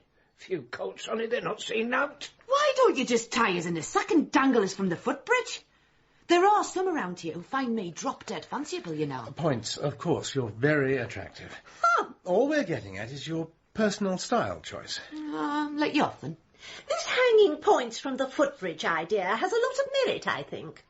Why don't I just go and stand on the footbridge? The problem is, ceremonial trumpeters have to be seen as well as heard. If you played up there, all their royal majesties would be aware of would be a sudden, inexplicable pop over their heads. More like a fort than a fanfare. Beautifully put. I am seriously considering installing a swear box in here. Naff off. Of course! I've got it! Ozzy, he's the answer. Ozzy? How on earth could that thing be the answer to our... Simple. Stand immaculately uniformed plasticard figure A on platform 1, remove speech bubble B, cut hole in face for trumpet C, hide unkempt trumpeter D behind figure, ensuring she is fully occluded, line up station and cafe staff next to figure A, cue fanfare and salute. You mean from the royal train? It'll look as if it's a proper railman who's playing the trumpet. Yes, Watson, that's exactly what I mean. David, it's easy to see why you were a don. Ain't not bad, that, man. I don't often say things like this, lad, but that is not the worst idea I've ever heard. Oh, thanks. Rocket, could you do the alterations? Well, yes, I think I could just about manage that. Of course. Right, Rocket, you go and get the hanging baskets, Points, you get your trumpet, and I'll start clearing up on the platforms. 4 hours isn't as long as you think. See you later, June. Come on, Points. I'll give you a crossbar on the bike. Oh, cheers, man. Bye, everybody. Now, how's my brain-wart tincture doing? Oh, yes. Coming on. Coming on. Pass watering can, David. There we are. This station has never looked more handsome. We must make these hanging baskets a permanent feature. Oglethorpe Garden City. This is Oglethorpe Garden City. Next train from platform 1 is for Digworth Junction only. 1 Digworth Junction. There's only 1 Digworth Junction.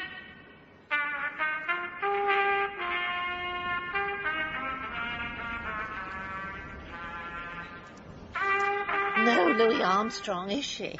All ready, Calvert. Or Miles Davis, but it hardly matters for Rule Britannia, does it? Yeah, true enough. Right, it's 14:30. The Royal Train's due here at 16:45. 4:45? 4:45 is 16:45, June. Yes, of course it is. Oh, I'm always getting mixed up with that. We've got a good couple of hours. Time for a pre-match cup of tea. On me. Yeah, I'll just put my stuff away. Your herbal remedy is ready, David, by the way. Oh, great.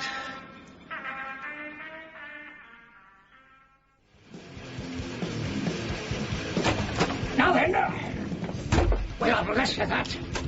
What? I've got a bit of class here. Oh, OK, give it a whirl. You'll hear something now.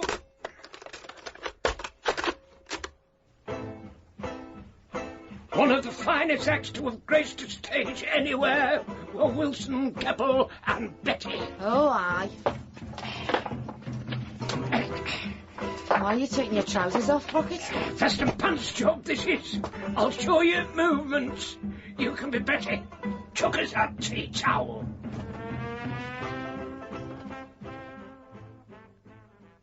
Tea, David. Oh, here's a remedy, by the way. Shall I just pour it in? It's only a few drops and completely tasteless. Oh, all right then. Hello there. I wanted a single to Digworth, but there didn't seem to be anybody about. So... Wasn't there? No.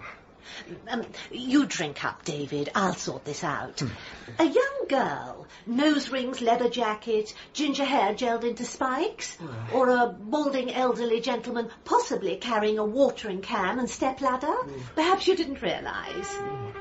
Oh, there they are, on the opposite platform. That's it. Keep in step. And back to the way when I say now. Now. What on earth? Quite effective, isn't it? Don't think the gather boxer shorts do much for Betty, though. No. A quick session with the IMAC wouldn't have gone amiss either. I'll pay it to the end. No, I'll get you a ticket. Excuse me a second. After I've got this chap into the ticket office, get those two off the platform and make sure they put their clothes back on. Right. Oh, your tea. I'll come back for it in a moment. I'll keep it warm. Now you're getting it. Over I suppose there's a good explanation for that. I suppose there is. Briefing counter. Miss Virgo, Arthur Sod again. Just to let you know that the Royal Train has cleared Dogthwaite Tunnel, so it'll be with you in a few minutes. But I thought it wasn't due until 4:45. 14:45, Miss Virgo. 2:45 in old money. Ah. No problems, I trust? Oh, no. Excellent. I'll say cheerio then, Miss Virgo. Cheerio. Bye, Mr. Sod. Oh, June, what have you done? You two, stop that.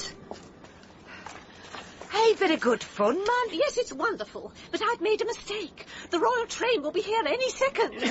Nay, the blooming neck. So get your clothes on, quick. Here, hold me trumpet. Here, it's all spitty. Why, shove it in Ozzy's gob, then.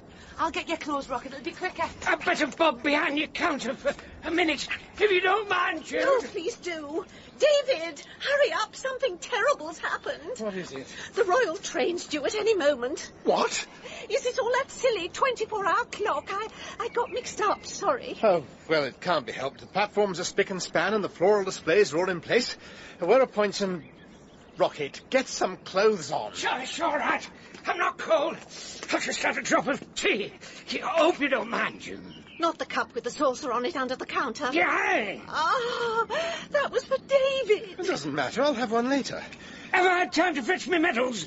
They're only in the left luggage. No, get out of sight. Yeah. Oh, won't be a tick. Why?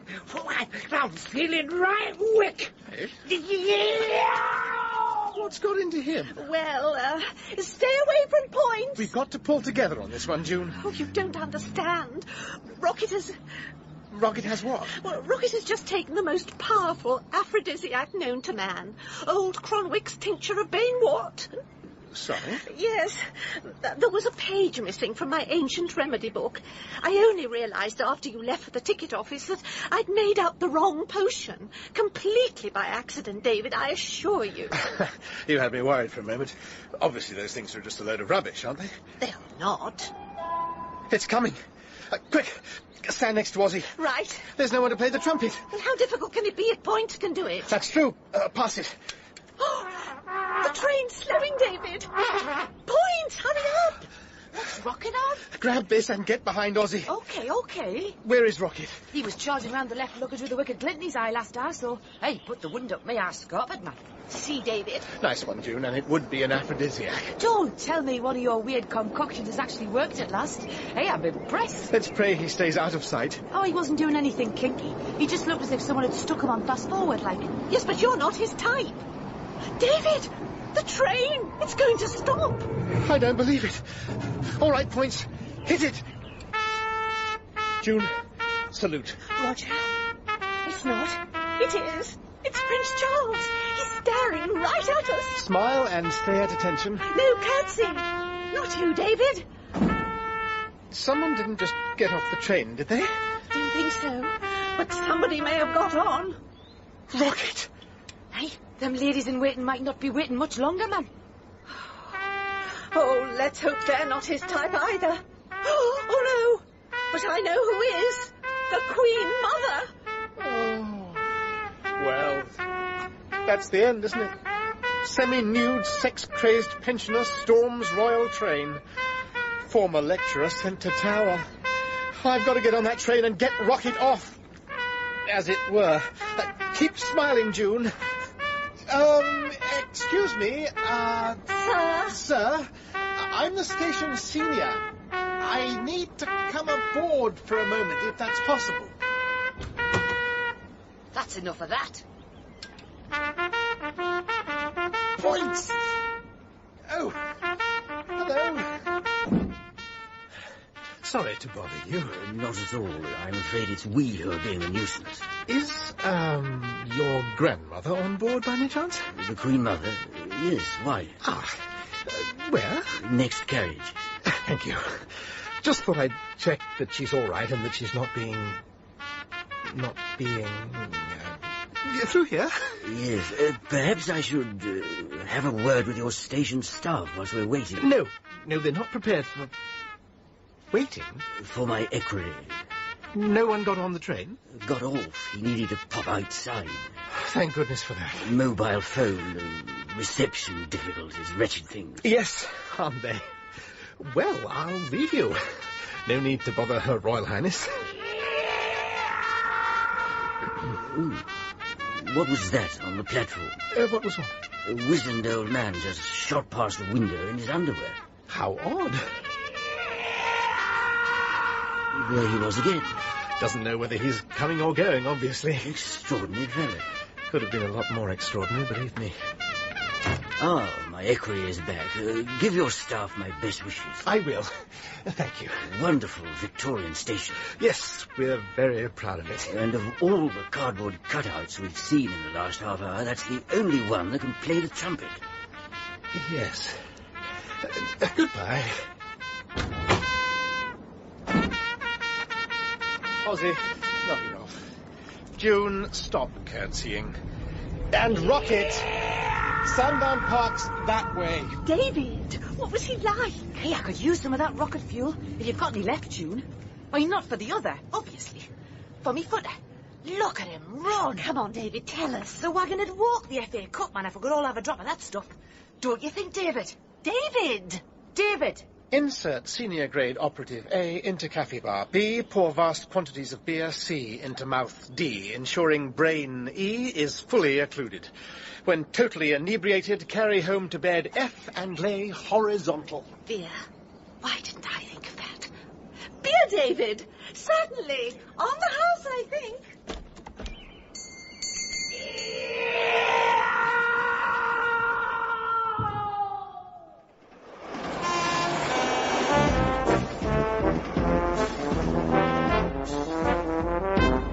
In episode 3 of Change at Oglethorpe, Rocket was played by Michael Williams, David by Peter Davison, June by Rosemary Martin, Points by Phillippa Wilson, Hattie by Madge Hindle, and Mr. Sod by Chris Emmett, with Paul Jenkins as the customer.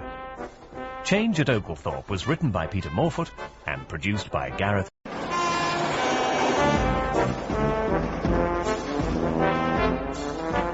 Change at Oglethorpe by Peter Morfoot, starring Peter Davison and Michael Williams.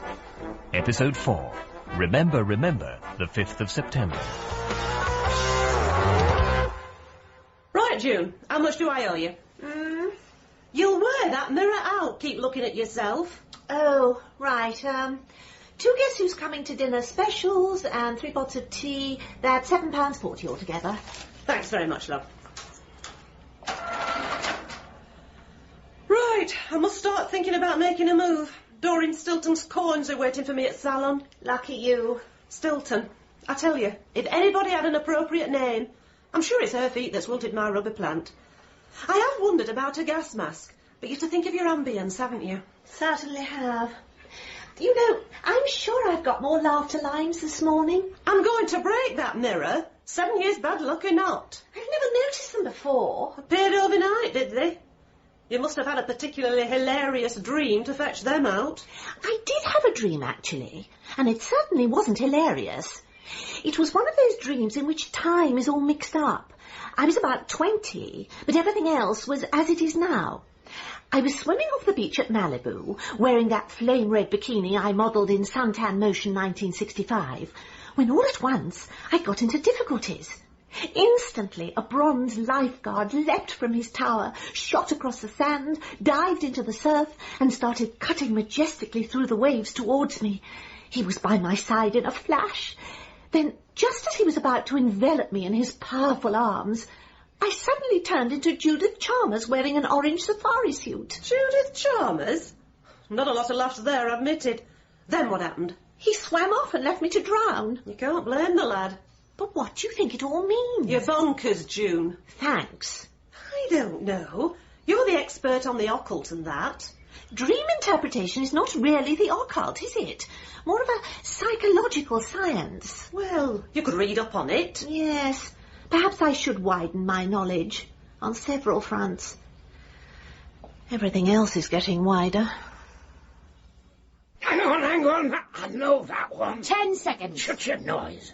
You had at least a minute for each question. 5 seconds. David, as quiz inquisitor extraordinaire, exert your authority. 1 second. Belt up points. Belt up? You're supposed to say, here's your start of a 10. It's good, but it's not right. No conferring, and stuff like that. Let's have a bit of hush. Have to hurry, yeah? That's more like it.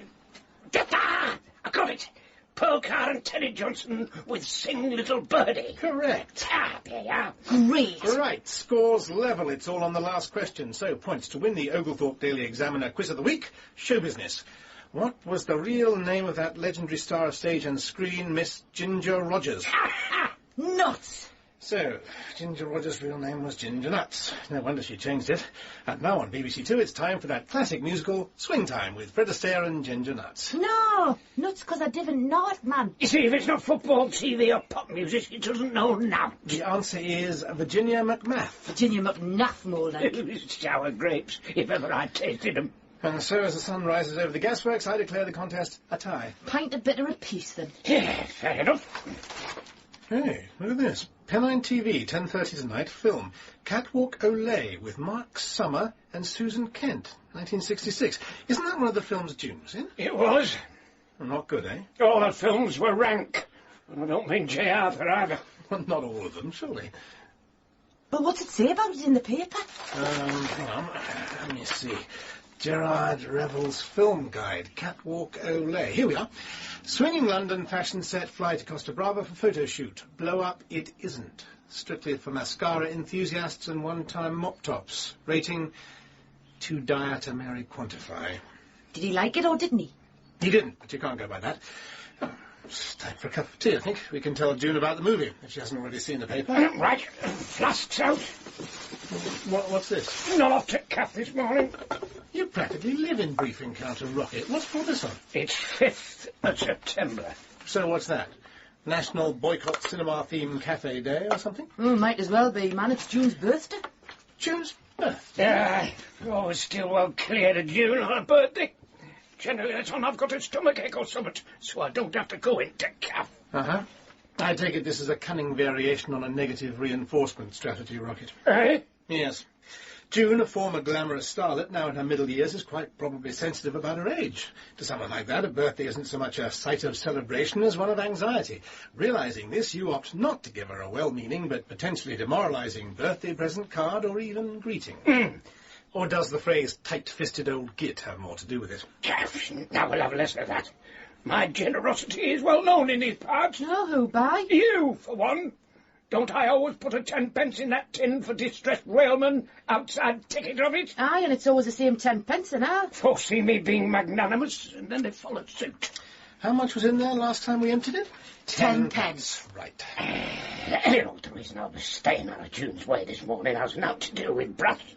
I defy anybody to go into that cafe today and enjoy even a packet of crisps with June mumping around with a face like a wet weekend in Barnsley. Folk don't want it, you know. I'd rather have me snap in here. Whatever happened to a friend in need is a friend indeed? One for all and all for one. D'Artagnan? Hey, I used to love that one. A one for all and all for one. Musket hounds are always ready. Points, sometimes... What, man? Never mind. I bet the reason June mopes around on her birthday is that no one ever appears to remember. Well, I am going to change all that. Oh, hello, David. Tea? No, thanks, not stopping. Just off to the village to get my railway magazine. Special on named passenger services of the old Great Western this month. Ah, yes. The Cornish Riviera Express is my favourite. So romantic sounding, isn't it? I think the Cheltenham Flyer takes a lot of eating myself. Yes, indeed. David, I've been meaning to ask you... You first. No, after you. Oh, well, I was thinking that it would be wonderful, and I'm sure I speak for everyone, if you would be prepared to share your great knowledge with us and give a lecture. Say, in here on Sunday, when we're all off duty. I did keep my notes from the senior geo training scheme, but it's all very boring. Oh, I didn't mean a lecture on the current rail scene. I meant a lecture on something you rarely know about. Ah, I could give you an illustrated talk on the history of railways in the Weymouth area, my home patch. I've got some terrific slides and photos, and an interactive exhibit, my model railway. Even got a working fish dock for sprats. I didn't mean a lecture on railways of any period. I meant an art lecture. An art lecture? Yes. Perhaps with slides. Is there a problem? You see, when I left LMU, I more or less made up my mind not to involve myself in all of that again. Why? To cut a long story short, June, it drove me crazy. I'm fine now, obviously. Obviously? But it was the pressure, you see. Academic life in the 90s isn't what it was. Unmanageable student numbers, having to hit ever-increasing targets with ever-decreasing resources and so on. But it wasn't just that. It was the subject. The history and theory of art. I taught critical approaches. An intellectual version of the Emperor's New Clothes it was. Flavour of the month ideas elevated into nonsensical high-flown theories that then become transcendent holy laws with which no one dares to disagree. Still come out in a cold sweat when I think about it now. I tell you, if I ever had to talk about paradigms of structuration, pro-fictive syntagms, or counter-displaced bifurcations again, I go so far round the bend I'd never come back. So I'm sorry, June. Giving an art lecture is totally, completely, absolutely out of the question. I thought you might just show us some of your favourite paintings and say why you like them. Oh, I could do that. Marvellous. I'll look forward to it enormously. Good. Oh, what were you going to ask me? Actually, just before that, may I say you're looking especially nice today, June? Really? Yes. I mean, you always do. But there's just that little extra something about you today. You haven't heard that it's my... Heard it's your what? Oh, my, guess who's coming to dinner special day. People have been known to offer me bribes to ensure I save them some. I had no idea. But that brings me on to what I wanted to ask you. Having enjoyed everything from your breakfast at Tiffany's to your some-like-it hot pots, I thought it was about time I returned the favour. How does supper shade David this evening sound? Like a glorious symphony. I don't know about that, but at least it'll make a change from your cooking. If you see what I mean. Oh, David. About 8:30, then? Wonderful. Flowers for Miss Virgo. Oh, I'll get them, June. Oh, thanks. Oh, David, they're lovely. I wonder who these can be from. I wonder. Very nice. Well, I must be off. I'll see you at lunchtime and save me some pie. Thank you, David, for everything. I'll save you some pie. Oh, my magic pyramid and wand.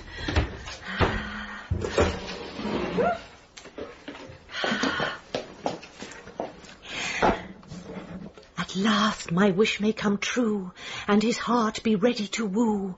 May he succumb to my charms, enfold me in his arms, and then know just what to do. More of a limerick than an incantation, but never mind. Wand, make true what I ask of you. Right. Let's see what the tarot holds in store.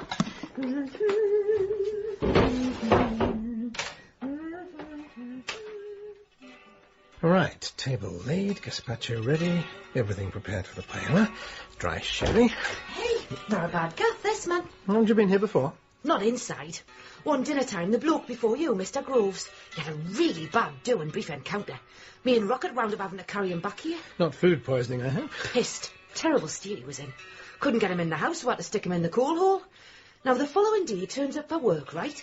No, sorry for putting you to all that trouble. Cheers for sorting us out, lads. Nothing. I admitted the coal man had tipped 400 weight of nutty slack on his head first thing, but fair dues. No gratitude, some people. Pass those tapas bowls. What, these ones? Yep. Hey, talking of gratitude, we've this birthday do. I didn't reckon June's going to be exactly ecstatic about it, man. She was as delighted at the prospect earlier as a young girl with... A new rancid cack CD. That's what I want for my birthday. Come April the 18th, by the way. I must make a point of forgetting that near the time. Anyways, what brilliant gift idea did you come up with for June in the finish? Notelets. Notelets? What, them punsy little letter things? Yes. Well, it's just a token present. Ugh, you can say that again. If the ghosts of Christmas past, present and future start knocking around tonight, well, now why won't we? A Dickens reference. I'm impressed. Hang on. I'm no Scrooge, thank you very much. Notelets? Well, you weren't even going to say many happy returns. I got thinking about what you said. Oh, steady. I've come up with a cracking present now, like... I also purchased select wines and produced an elaborate meal, you know? Both with an authentic Spanish flavour to complement Catwalk Olé later, which, by the way, we are all going to sit down and watch with rapt and appreciative attention, even if it is a load of old Toro Merdos. That is also my birthday gift to June. What are you giving her? A trip to Florida? Right. Here's the ticket. It looks genuine. Thomas Cook, man. Well, all right. So you're giving her an all-expenses-paid trip to Florida? For two? Flying Concorde, look. Flying Concorde, yes, I can see that. How could you possibly be offering her this? Ways and means, man, ways and means.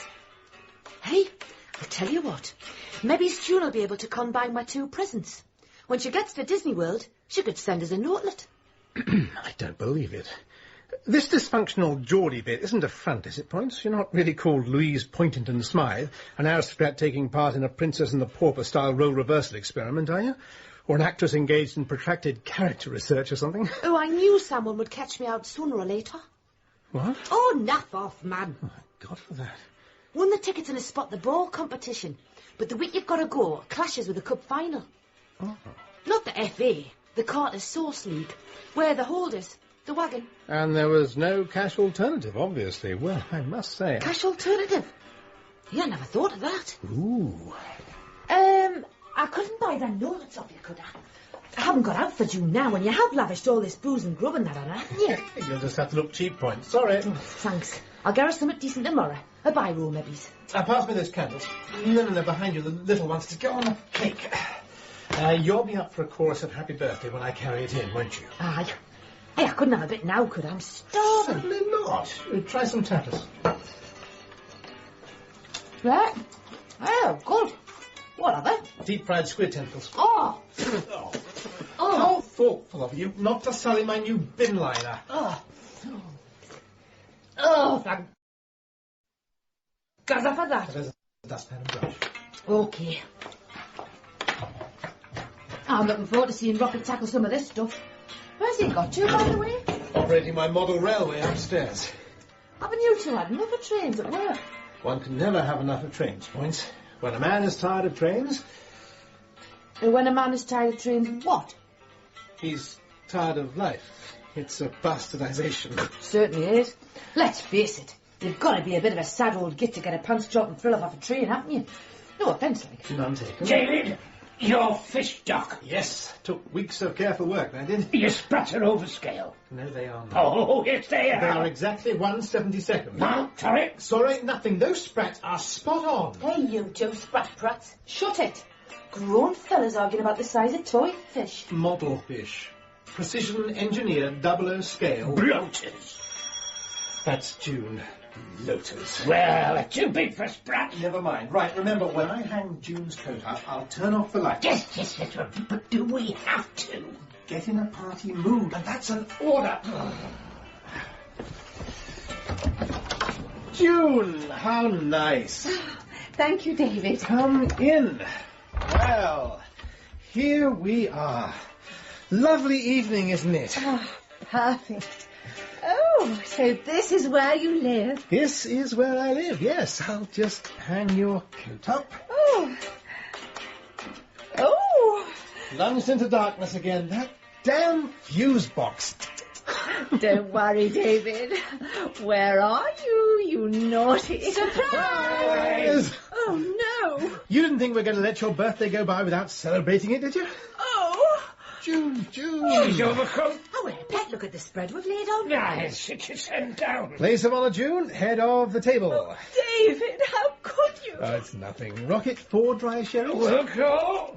You'll notice a Spanish flavour to the celebrations tonight, June. A diva squid tentacles. And there's a very special reason for that, actually. David, I thought that tonight would be... Just a simple supper for two, I know. Lad, here. Yes? You've slipped up. You've forgotten to put a light on the soup. Gazpacho is a cold soup, Rocket. Cold soup? What the hell will they think of next? Sorry, June. As I was saying, the reason for the gazpacho, the tapas... have you tried the stuffed olives, by the way? No. Oh, well, I do recommend them. Do you? Yes. Well, anyway, the reason for all this, and there's paella and helado della pina to follow, is that at 10:30 this evening, Pennine TV is showing... Catwalk Olé. Catwalk Olé? And we're all going to sit down and watch it together. Oh, well, that will be nice. Some sherry, June? Thank you. So, 1966. World Cup winning year, that man. England, England, England. 40 points. 40. Eh? Oh, aye. Yeah, June's film was probably just as big a thing, like, really. Just need to get something from the kitchen. Won't be a minute. Catwalk Olé, eh? Yes, we had a lot of fun making that one. Nearly 30 years ago. Hey, bet you weren't half bad looking then, June, eh? Starlet and that. Right cracker. Then? What? Oh, well, not that you're exactly an old bag now, are you? Not at all. No, you don't look like an old bag of it, does you, Rocket? No, definitely not. What? Mutton dressed as lamb? Never. Never said that, have a Rocket? Your sherry's poor, David. Either of we. Horny old scrubber? That's really nasty. The bloke that said that wants a good kicking. And as for rancid old coffin knocker, I'll smash their faces in the next time I see them, I'll tell you now. Would you pass that tea tray, Point? Certainly, June.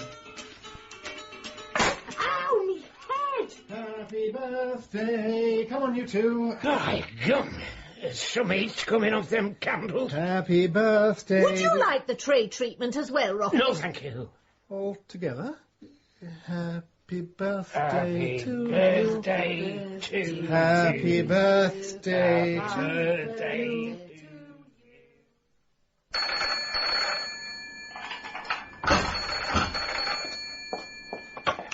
Briefing counter. Miss Virgo, Arthur Sod. Mr. Sod. Well, firstly, a very happy birth yesterday to you. Thank you. I trust the flowers arrived in good order. You mean... you sent the flowers? Yes. Just a token from area office in recognition of all you've done in bringing a certain glamour to higher Oglethorpe Station. Oh, thank you, Mr. Sod. That's very nice of you. And the bouquet was lovely. Good. And I see there was a potentially fitting birthday tribute from Pennine TV as well. Hardly. Yes, I couldn't believe it when they cut your scene. Neither could I. 1966, how time flies. January 67 was the actual release date, wasn't it? Just before you made Coffee Bar Crowd with Adam Faith. So they tell me. I never knew you were a film buff, Mr. Sod. Yes. I like a good film. Anyway, I must go. Mr. Sod, I don't know whether you'll be interested, but Mr. Clare is going to give us an art lecture here on Sunday. You'll be very welcome to join us. There will be light refreshments. Oh, I'd be delighted. I'm not much of an art buff, I should tell you, but it would be very nice. It would be very nice. Fine. 2:30, we thought. Excellent. Well, see you then. And thank you again, Mr. Sod. My pleasure, I assure you. I'll say au revoir then, Miss Virgo. Au revoir. Till Sunday, then. Oglethorpe, Sludgeby train.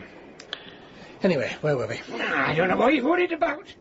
Lass enjoyed her tea, didn't she? She's more than I did, by the way. Hey, the paella was very tasty, I thought. Thank you, Points, but it's how June reacted to the evening that's the issue. I just seem to get a bang out of your notelets. Yes. What about your gift, Rocket? What? A lot of folk would give their eye teeth to have one of them. A passport-sized snapshot of one of your pigeons taken in a photo booth? Very handsome bird is Nigel, I'll have you know. Pity all you could see of him was his raised tail, then, wasn't it? Wasn't his fault. Them flashes going off upset him. I wasn't blaming Nigel. But don't go on at me. Points didn't get to you now. I brought that right this morning. Biros, pack of 6, actually.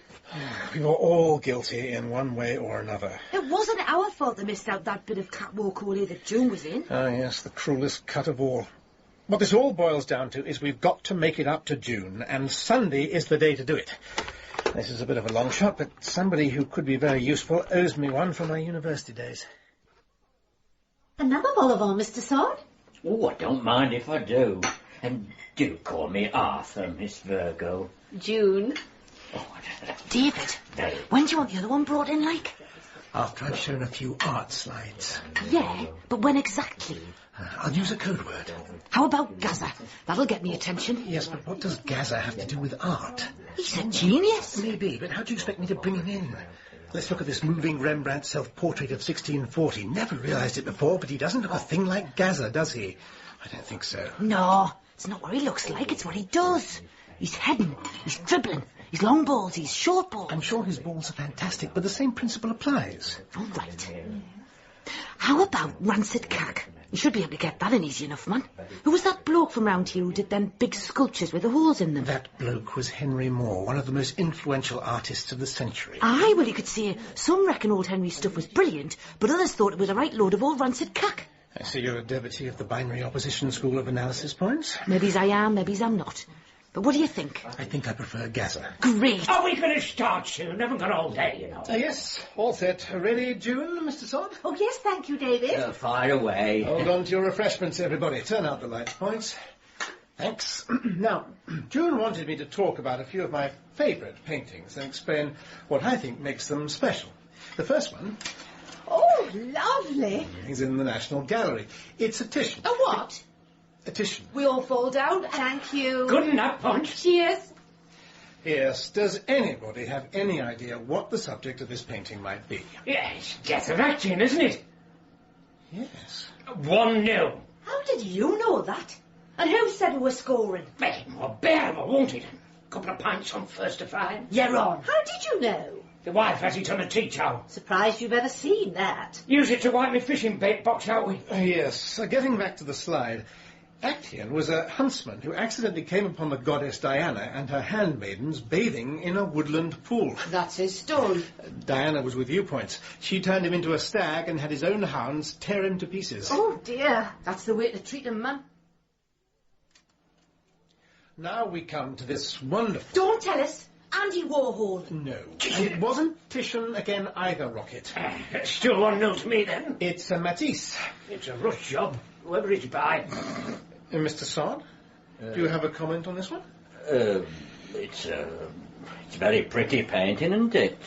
The boats and the water and so on. I agree. There's a very strong element of just pure pleasure there, isn't there? Oh, David. Yes. By Gaza there is. Points. Points. Oh, aye. About time and all. Been at this over an hour now. If you look at the sloping masts of the boats... Boats? Wouldn't catch me going out fishing in one of them. That's the point, though, isn't it, David? The boats look basically like boats, but they're also decorative shapes. Bit like a patchwork quilt in a way. A very acute observation. Thank you. Oh, no. Oh, have I got a dicky slide projector on my hands, David? Looks that way, Points. Oh, dear. Don't worry, June. We now have an addition to the programme. Oh, we're having a film as well. Wait and see. It's Catwalk Olay! The missing scene. Oh! I'm telling you, Mandy, if you don't go out onto that catwalk, you'll never model for me again. You didn't expect me to go out there in this rag. You tell the bugger, June. Shh. Wow, June. It's my way or highway, baby. All right, then. Here, you can wear it yourself.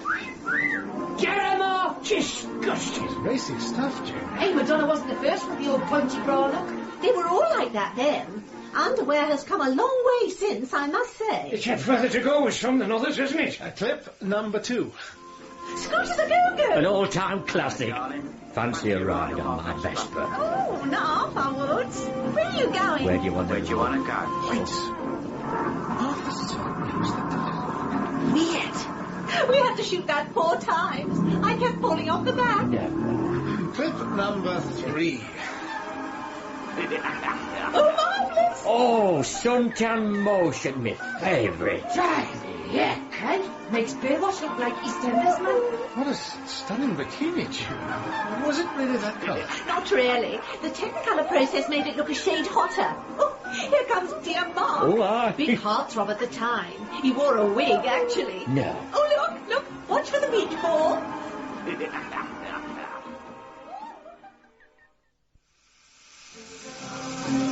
The 4 races won't be the same without you, Jen. The froth's gone out of this coffee bar, Steve. Now, I'm going with it.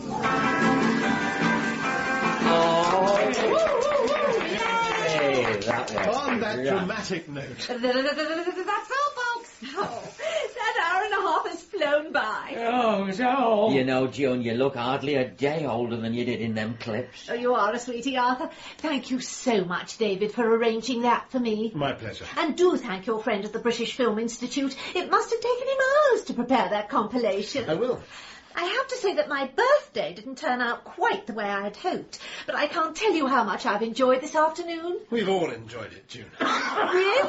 Then let's watch it all again. Lace up the projector. Excellent idea. I especially love those sequences with candy floss kisses with dear Charlie Bronson. Oh, hurry up, David. Yes, Sit down, Point. I've got fodder practice tonight, man. You too, Rocket. Oh, good God. He just finished a Cold War spy movie in which he played a KGB hitman called The Red The Reminder. Red Reminder, aye. And he kept this big moustache he'd grown for the part. Enter the candy floss. Oh. Imagine trying to play love scenes with Joseph Stalin in pink sticky whiskers. Anyway, after the first week of shooting, all us girls said to the director that if he didn't...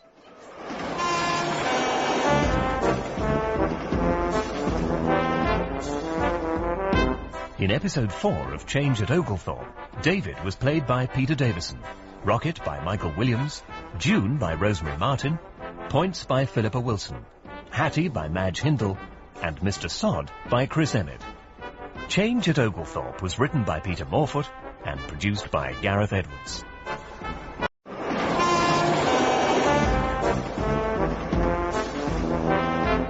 Change at Oglethorpe by Peter Morfoot, starring Michael Williams and Peter Davison.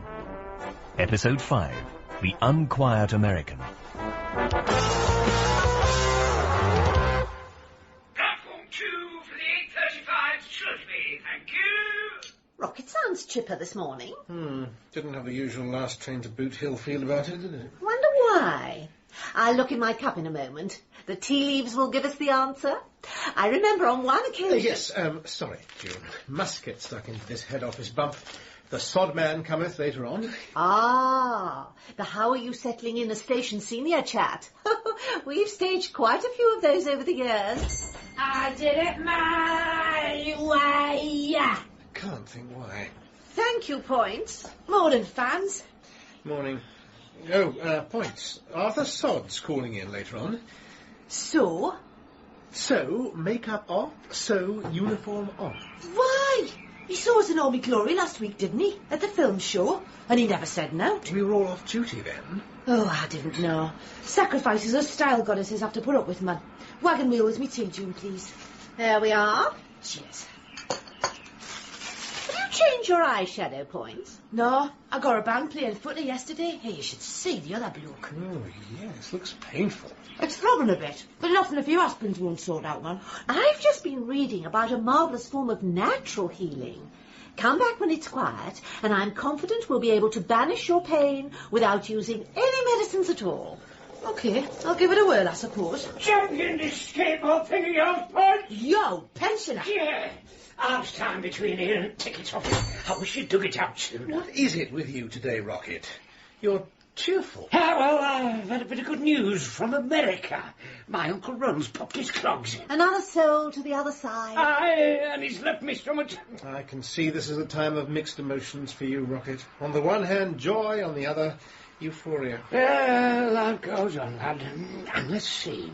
He immigrated from here in 1934. It is over 60 years since I actually spoke to old Uncle Ron. Went to work on the Chicago Northwestern, you know. So what, you going to be copping off the old geezer then, like? Something I've waited a long time for. Details will be in this letter I got this morning. I'll open it in a bit. Oh, God. What are you looking at there, David? Well, I'd rather be reading my railway magazine, special on pre-war Yorkshire branch lines this month. Oh, aye? I got sidetracked by this appalling rubbish from head office. New directions. Corporate junk speak all the way it is. I've counted 3 right-sizing the operation so far, and I'm only on page 2 of Guidelines for Shadow Franchise Holders. Shadow Franchise? Can't understand a word they're on about. Here's a good one. Fast track to the millennium. Meeting this challenge means taking the rail system... I'm flogging it off piece by piece, buggers. Yes. You know what we're going to have to put up with eventually, don't you? Welcome to Bachelor's Cup of Soup, London, King's Cross. The next train from platform 10 will be the Kellogg's Pop-Tarts Flying Scotsman service to... Sacrilege. I must be ahead of my time, man. I've been doing announcements like that since I started here. Yes. Better keep those in check today, Points. I don't think Mr. Sod would see the funny side of change at Sludgeby for all stations to the planet Zappa. Oh, Rory Bremner. Didn't give up your day job, David. And I don't think he would appreciate your Platform 1 FM show either. Thank goodness your boom box thing's out of action. Oh, got it repaired yesterday. Oh, no. Well, postpone Punk Hour until tomorrow, Points. Postpone it or ban it altogether if it were up to me. Well, I suppose Tomorrow, that's an order. All right. Where was I? Oh, no, look at this. Positivizing a window of opportunity. Well, that's it. Chuck this lot in the bin, Points. I'm getting back into my railway mag. What did your last slave die of? Gratitude, I think it was. This is more like it. Look at that. 30 feet away, that bin, and straight in, man. And I've only got one good eye this morning. Ah, look at this photo, Rocket. Well, didn't all upload at once, like. Oglethorpe Station, July 1934, with what looks like a Stania 3MT pulling a 6-car Digworth. Pass it here. That's a Fowler 3MT. Spoiler profile's different, for one thing. Oh, yes, quite right. Beautiful engines. Yeah. Now, that is a funny thing. The bloke standing next to the ladies' toilet in this old photo, it's my Uncle Ron. The one who died just this last Tuesday. Do you know, it was last Tuesday outside those same toilets that I felt a sudden blast of wind. It was a celestial trumpet. First time I've heard it called that. Calling to me that Uncle Ron had finally slipped through to the other side. Slipped through? Sliced through would be more like it. He got caught in the blaze of helicopter doing a charity parachute jump, daft bugger. Oh, dear. It's funny, you know. Looking at him standing there in this photograph. I'd forgotten what a rank, ugly-looking old scrote he was. Oh, that's no way to talk about. Good grief. Looks like a cross between Godzilla and... David Mellor, that same cheesy grin. You know, I could get in touch with him for you, Rocket, by lifting the veil to the mystical brightness beyond. And then dropping it over his head for preference. No, don't bother yourself, June. Right. Time to open letter. It'll be from my cousin York, Uncle Ron's lad. Lad? How old is he, 75? Nobbert and Nipper is 60. Dear Cousin George, the death of a loved one experience generates positives as well as negatives. What the hell's he on about? Corporate junk speak again. It's a virus. Positives, and one of these is that I shall shortly be actioning Dad's wish that his greatest treasure, old Betty, Here we are. We'll soon be taking up residence with you. That calls for a slurp of tea. Oh, Bessie, eh? Dog? Horse maybe? No, no. I don't believe it. What's the matter? David, I need a word.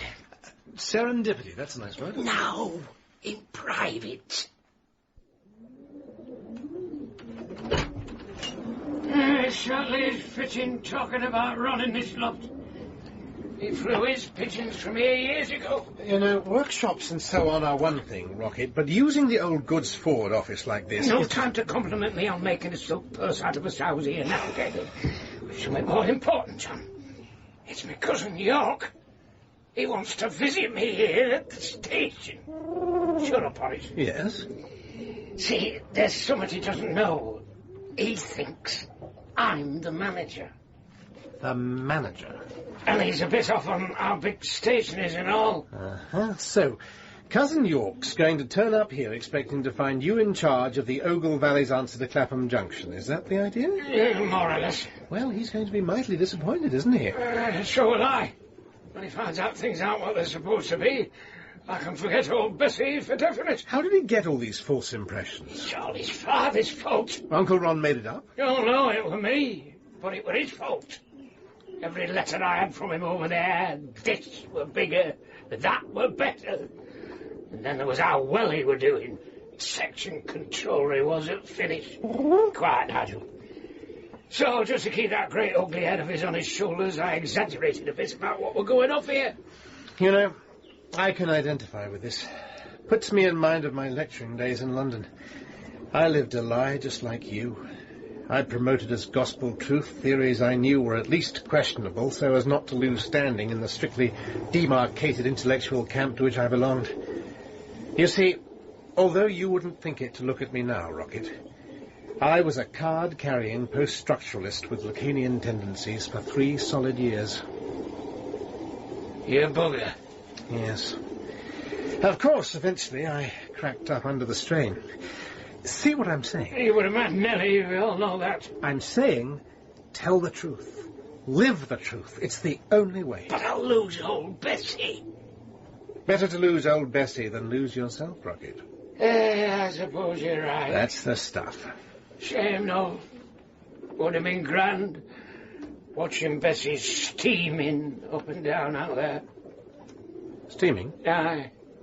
What do you mean, steaming? Oh, Bessie's a Baldwin 260 tank engine. Not one of the Baldwins with the Valshirt's valve gear? Improved Valshirts. Shut up, Nigel. That were Horace again. Let me get this straight.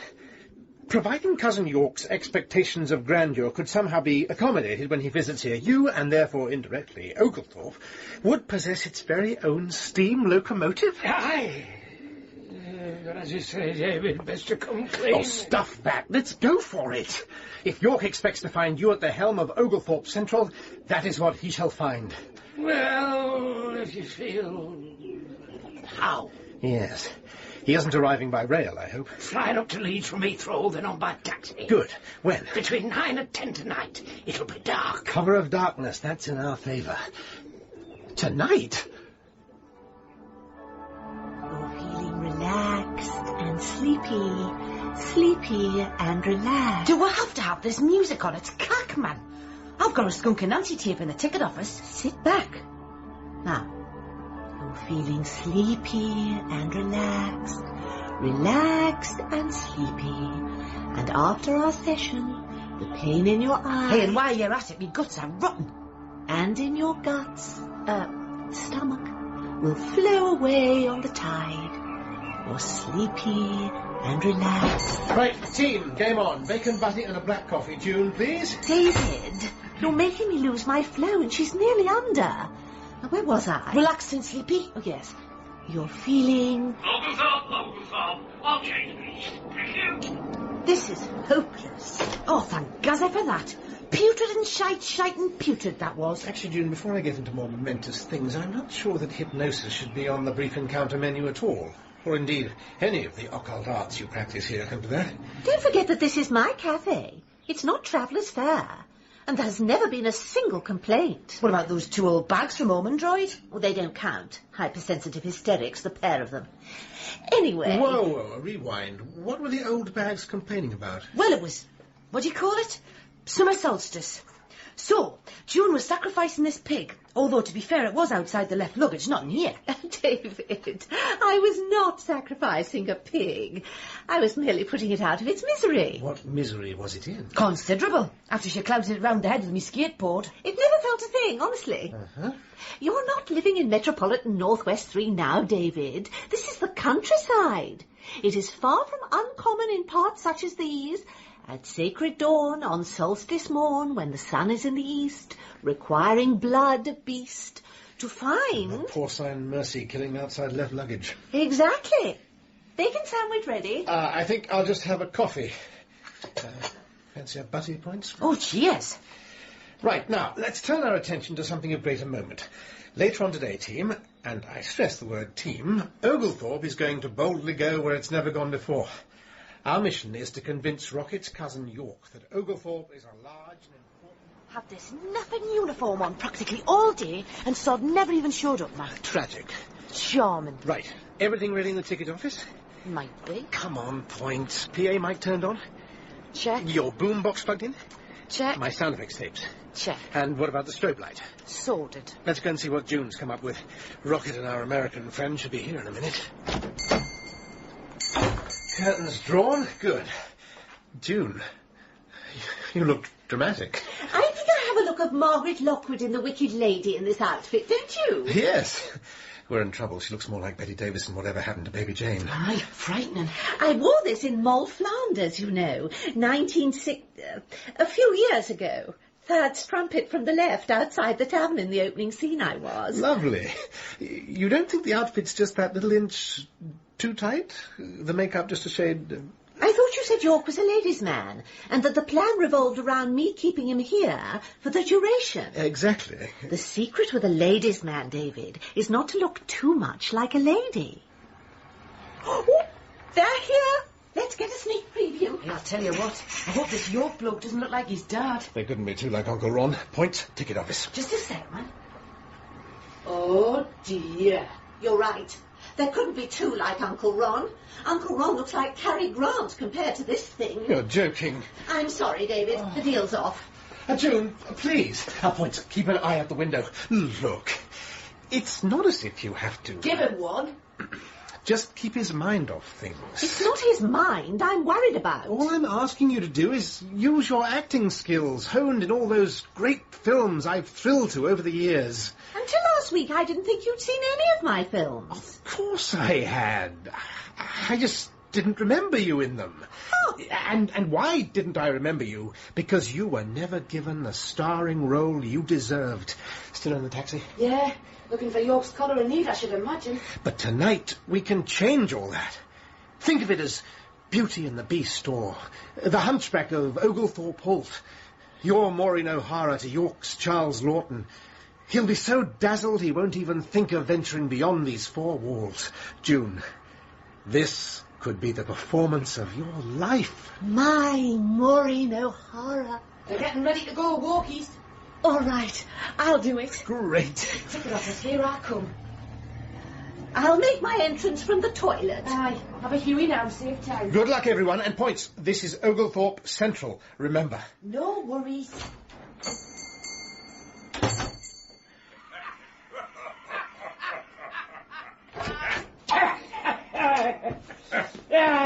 Folk don't want it, you know. Say, did the driver compute that I want him back here in an hour? He didn't acknowledge. Well, he's a Barnsleyite, isn't he? Let me introduce my assistant, David Clare, York Stevenson. How do you do? Hiya, Dave. Glad to meet you. Now, for sure, this isn't the depot's premier dining facility, is it? Premier, no, but it is the most intimate. An honor I'll treasure. The proprietress, the very lovely Miss June Virgo, will be with us shortly. Hey, now, she can't be a babe and a Virgo, can she? Know what I'm saying? Yes, very amusing. Well, excuse me, fellas, I'm just going to go, freshen up. Right. Oh, premier dining facility. Did you hear that? Yeah. He's going to come out with right-sizing the operation any second. I know it. Sorry, I missed my cue. Call of nature. Oh, never mind.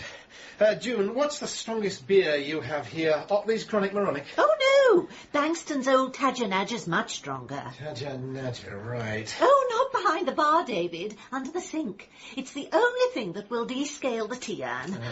Nervous? Oh, it's not for me. It's for York. He's far too lively for my liking. We need to slow him down a little. Rocket, pour that into a glass, will you? I'll warn you. If you try to get him legless, think on.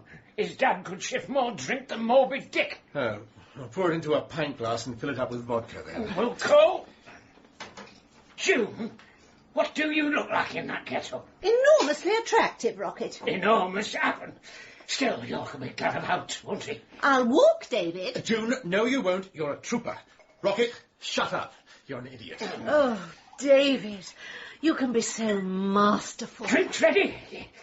What's happened to sound effects and that, master? Oh, God. Make sure Son of Moby gets stuck into his drink and keep them coming, June. Points! Point?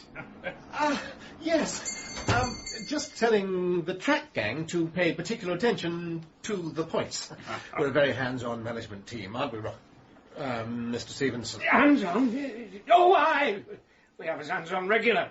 In fact, we never have his hands off, do we? Well, hands-on is a core strand of our policy at Consolidated Pet Foods, too. I thought it might be. Of course, we believe right-sizing the operation is the main... Of course you do. Have a drink. Yeah, get this down, you lad. Bankstone's Old Tadcaster Ale.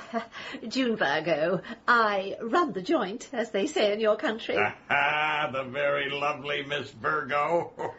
Pardon me, I didn't see you standing there behind the water boiler. Well, you certainly got yourself an exciting dining concept here. A pilgrimage into the periodical amid all the high technorama that is the modern railroad complex. Indeed. Where are you going? Well, I thought I might just take a little peek at the station through the drapes here. No! Let's all sit down and get cosy. Don't often have the opportunity to entertain handsome strangers from America. Finish your ale, York, and I'll get you another. Say you're talking my language, cutie. She's kind of big for that bawdy serving wench outfit, but oh, yes, sir, that's how I like 'em. Good. Yes, she's quite a lady, isn't she? Does it for nuts, you know. Rocket. Maybe you boys would like to take a little walk around the depot later, huh? You know what I'm saying? Gran? I'm not sure that June would enjoy being, or indeed should enjoy being... Drinks! Oh, that Yorkshire hospitality I've heard so much about from Dad. Say now, you haven't closed down the services in memory of him, have you? It's as quiet as some little hick halt out there. Oglethorpe Central. Oh, Lord. We are sorry for the delay to services. This was due to a Dicky boombox. Dicky Boombox? Now, what the hell is that? Dicky Boombox. He's the downline section controller. Must be having problems with his microprocessor. Routing ancillary. Any road. The 2155 to Kuala Lumpur via Digworth goes from platform 12. Front 10 coaches Digworth, back 10 Kuala Lumpur. Hey, that's quite some train. Isn't it? No, we haven't gone all over it shop from here. Tipperary, Constantinople, lump job, like you've just heard there. Well, there we are. Lots of trains now. Well, they sure got here in a hurry, didn't they? Of course, yeah, high-speed link. Yeah, oh, bet you'll make a very poignant contrast with all the high-tech knick-knackery what we've got going off out there. Hey, I'll drink to that. Oh, this ale sure cacks a pick. Packs a kick, don't it? Oh, it's cacked quite a few picks at its time. Ideal for jet lag. Have another.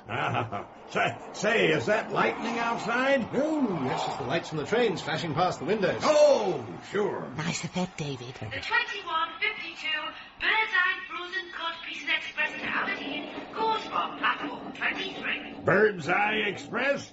Well, privatization program's up to speed already, huh? We're at the cutting edge here. Privatization is the best thing that could happen to the railroad and to this whole goddamn country, right, you guys?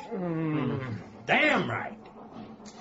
Well, perhaps you'd like to look over the new directions presentation we were discussing earlier. June, would you get it? It's the one Miss Pointer put in the circular file this morning. Circular file? Oh, the stuff she threw in the bin. As we call it. Certainly. We were so excited by it earlier, it may have got rather mangled, I'm afraid. Oh, that's quite all right. Thanks, Junie. Any time, Yorkie. Say, fellas, isn't it about time you were going for that turn around the depot, huh? Come on, David. What about the presentation? I'll read it on the plane. Well, here it is. Oh, you missed me, honey. Did Esmeralda miss Quasimodo? The 2153 Spudulite Stopper to Scunthorpe and Stockholm. Oh, shite up! Nothing repair, man. Oh, no. What the hell happened? All the trains coming and going are temporarily buggered. All the trains have been fixed, and I'll be up again in a sec. Trains are flashing past the windows, but there's no train. It's an echo. Perhaps it was lightning. I'll just go and... All right, now just what the hell's going on here? Oh, if this is some kind of cheesy trick... York! Kiss me! Oh, get off me, fatso. I'm going to see for myself just what's behind those drapes. Stop him! No, let him look. You can't trust your eyes after all that ale, York. Oh, yeah? Well, suddenly I feel stone cold sober. Oglethorpe Central, my ass. Points!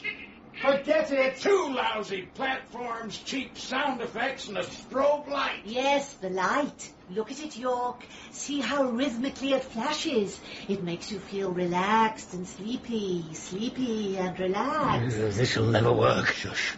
And still you stare at the light. I think he's under, David. Brilliant tune. Where am I? Oh, no. Sorry, David. I don't believe it. Undone by the real 2155 to Leeds. Leeds? I'm getting the hell out of here. Forget that return taxi. And you can all forget old Bessie as well, and your jobs. Conspiracy! Fraud! I'm going to nail a lot of you, including your little accomplice on wheels here. Oh, knock off, pig face. Yes.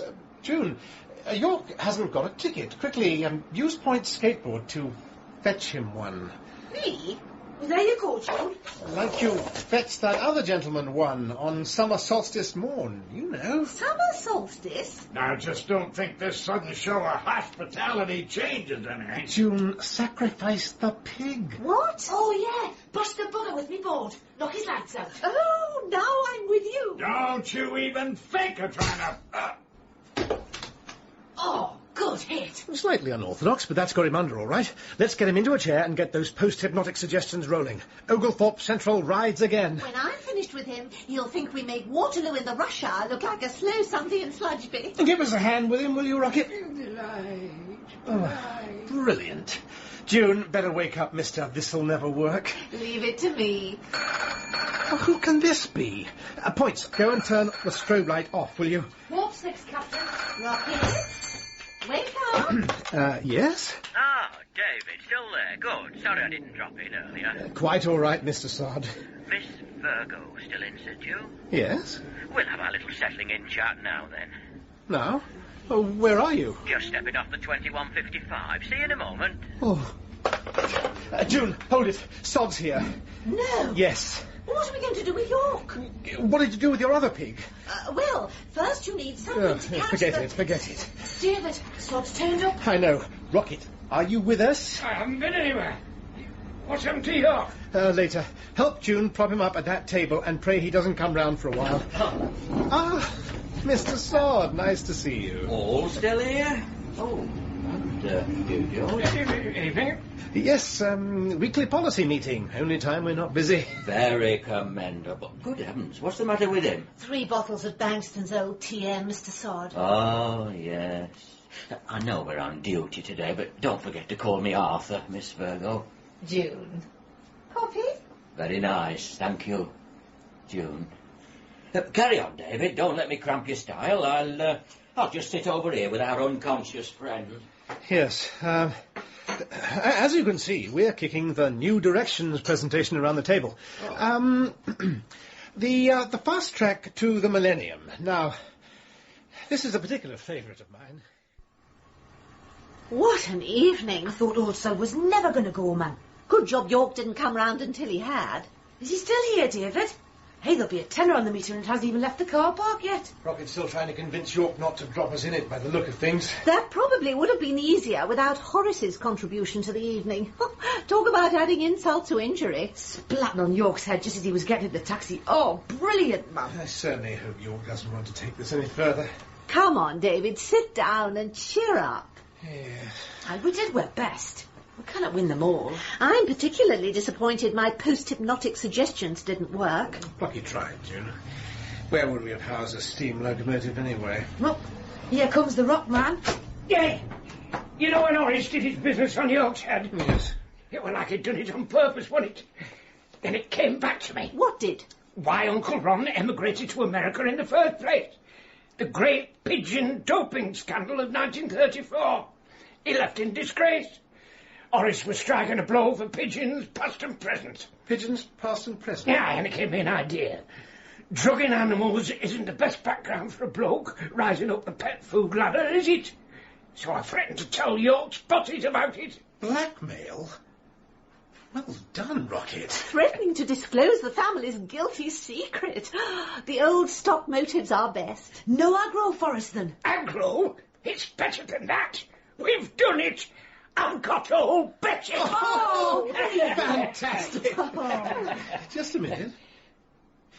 Why didn't you think of this at the outset? See, what Ron did were a terrible stain on the Stevenson family name. I suppose I must have blotted it out of my mind over the years. Never mind. All's well that ends well. So, now we'll be getting old Bessie after all, David. Don't forget our deal. Watch this. Yes, had to offer points and June a little added incentive for tonight's efforts, Rocket. Remember, no more policing my activities here in Brief Encounter. Within reason. Of course. Yeah, and you'll be glad to know, Rocket, I'll be doing my Platform 1 FM show for 3 hours a week. Not just one from now on. Heck. And I could have secured old Bessie without the 3 Marx brothers if I'd have thought on. Oh, glad you didn't. Hey, it was great fun, man. You know, you were magnificent tonight, David. Not magnificent. Was I? No. Hey, compared with the other SGOs we've had here, you were, man. I don't know how old Sod reckons you're settling in, but I think you're really becoming one of us. Oh. Oh.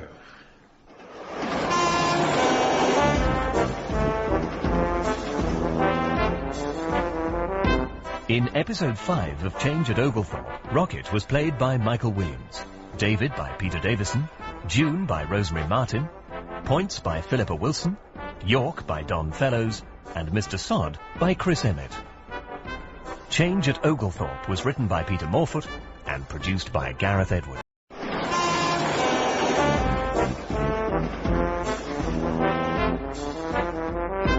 Change at Oglethorpe by Peter Morfoot, starring Peter Davison and Michael Williams. Episode 6, Foreign Parts.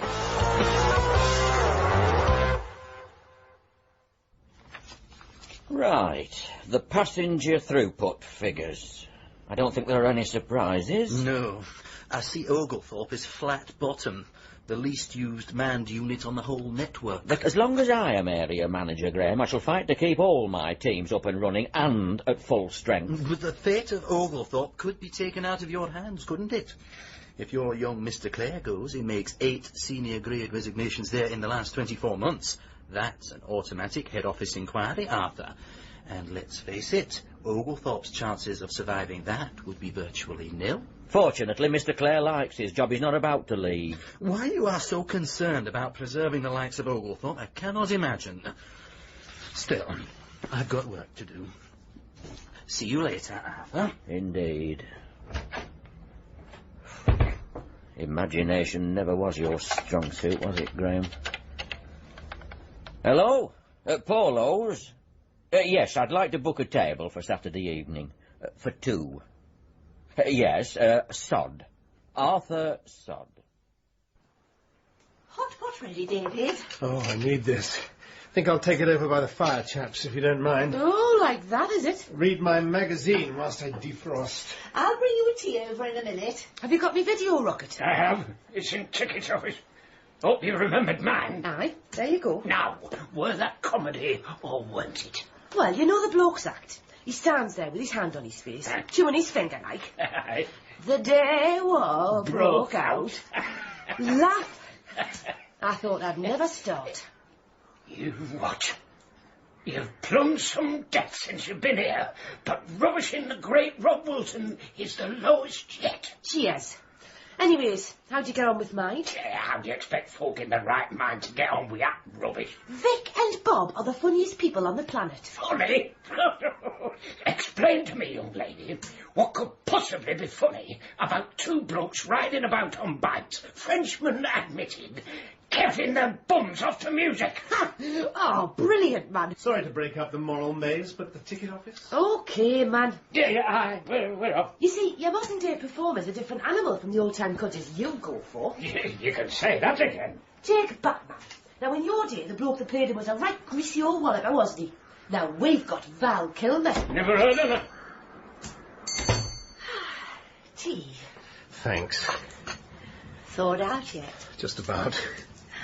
Lovely reading by an open fire, isn't it? You'd be able to turn the pages to get the most out of it, though, don't you? One gets used to Oglethorpe weather in time, you know. Broilballs the blind leading the blind? Oh, that's an unusual illustration for your railway magazine. Department of Transport team photo. David. No, this is Art Quarterly, June. First copy I've bought in years. Really? It was giving a lecture the other day. Rekindled my interest. Oh, that's marvellous. Yes. You know, I was only going to show a couple of slides, but when I got talking about the paintings, I just couldn't stop. And all because you talked me into the idea. I'm so glad. I always think it's a shame when something meaningful goes out of a person's life. I used to derive enormous pleasure from old shoe trees, you know. Yes, well, I can see why you would. Had a wonderful collection at one time. Sludgeby train, platform 2. When it come to Robin Hood, there was no one to touch Harold Flynn. Oh, what's he talking about? Kevin Costner, now he's your Robin Hood fan. Scored, Ormond Droid and Sludgeby, platform 2. Will they ever stop? Anyway, where were we?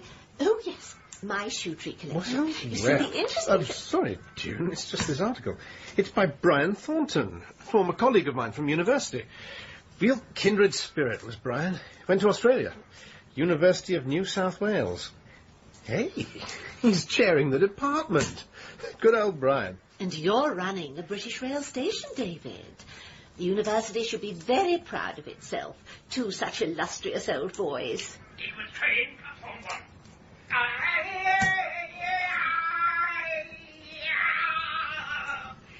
Surely you wise woman. There's your task. Running a station, is that what I'm doing? Morning, June. Mr. Clare. Catty. Morning. Oh, excuse me a minute, David. Oh, no, please. Grand day. Lovely, isn't it? As old Granny Clack used to say, it's as crisp as a crust on a week-old cowpat. What a colourful lady. Now then, how are the psychic vibrations at the minute, love? Getting tuned in for Friday evening's do? 2 breakfasts at Tiffany's with extra fried bread? Spot on. What a gift.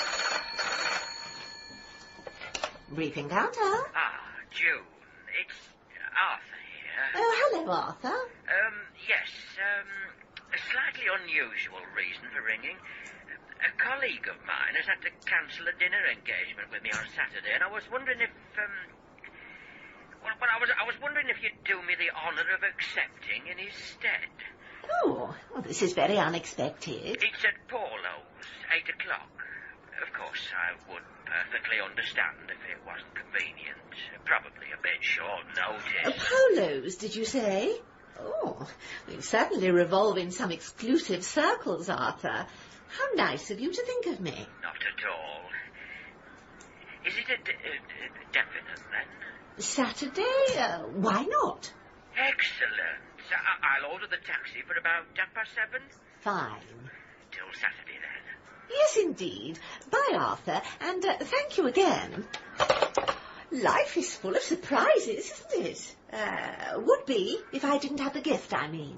Any road, there's that many folk I'd like you to get through to on Friday. There's my Uncle Harry, for a start. He were a plumber, you know, and I'm wondering whether to get the diner-rod man in.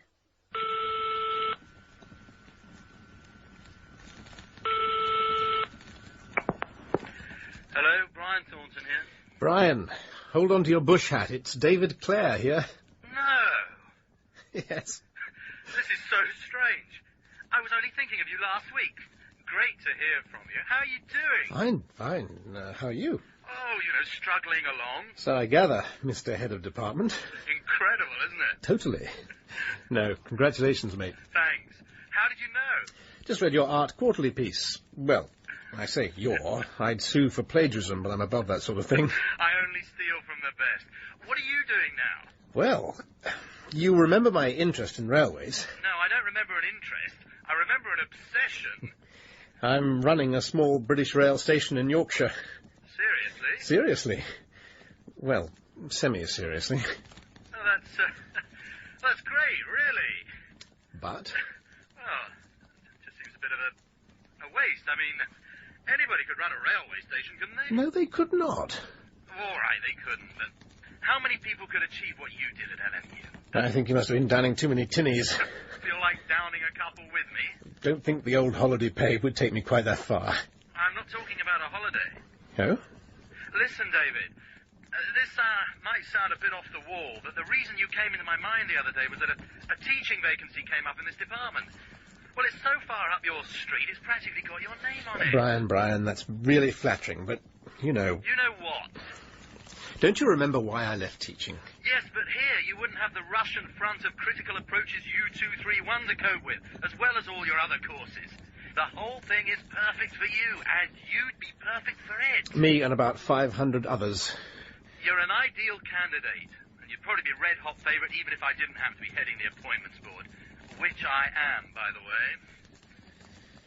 David? Yes? I'll send you a job description and a prospectus. No.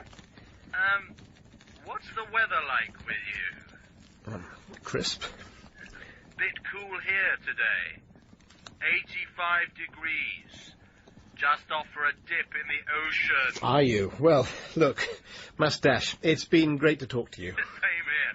Look, David, think about it. Okay? Bye, Brian. All the best. Keep in touch and keep warm. I will. So long. Oh.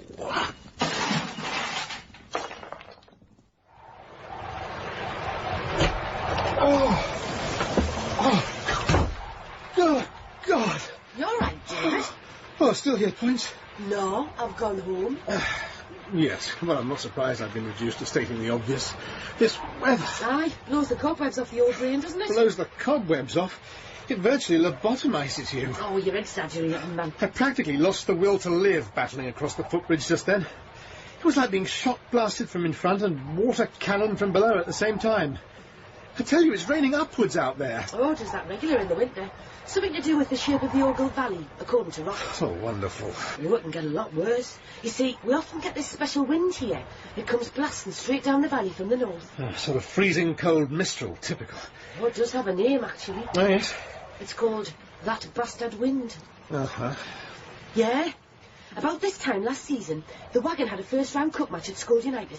It was a day like this to start with. Bit blowy, not too bad.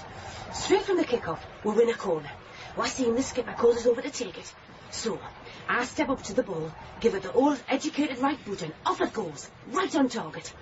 Then out of nowhere, whoosh, the bastard wind. Why, the ball never comes down, man. It clears the stand at the opposite end of the pitch and it just keeps going. Over the leisure centre, over the industrial estate, over the viaduct, narrowly missing the 2:45 Digworth to Sludgeby, before finally it comes crash landing down, slap bang on the head of a pensioner in Victoria Terrace. He was in his back garden when the wind blew up like, and he just couldn't get back in the house. He'd been running on the spot for 10 full minutes before the ball hit him, apparently. He wasn't badly hurt, was he? Oh, killed him stone dead. What was the outcome of all this? We won 3-0. Mind you, I had to buy United a new ball. The old fella's wife kept the original as a souvenir. She had it mounted on the bed head. Points. Was there one word of truth in any of that? Yeah, in a way. In what way? In a totally exaggerated, made-up sort of way. We only won 2-0.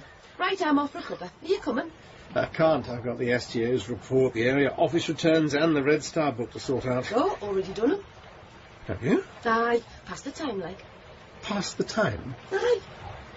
What's up? The points. Is there anything I can do here that you can't? And I don't mean being able to use the men's urinals either. Oh, I think you'd be on a loser there, David. Last Christmas I had a few. No. I'm serious. Something you can do here that I can't? Yes. Can you get any chocolate out that machine? No. I can't think of anything then. Neither can I. What are you getting at, man? My function. My raison d'etre. I'm about as much use here as a one-legged man in an arse-kicking contest. Oh, something like that. There. You're all right, man. Are you coming? No points. You go on. I'll join you in a minute or two. OK. I'll see you in a bit.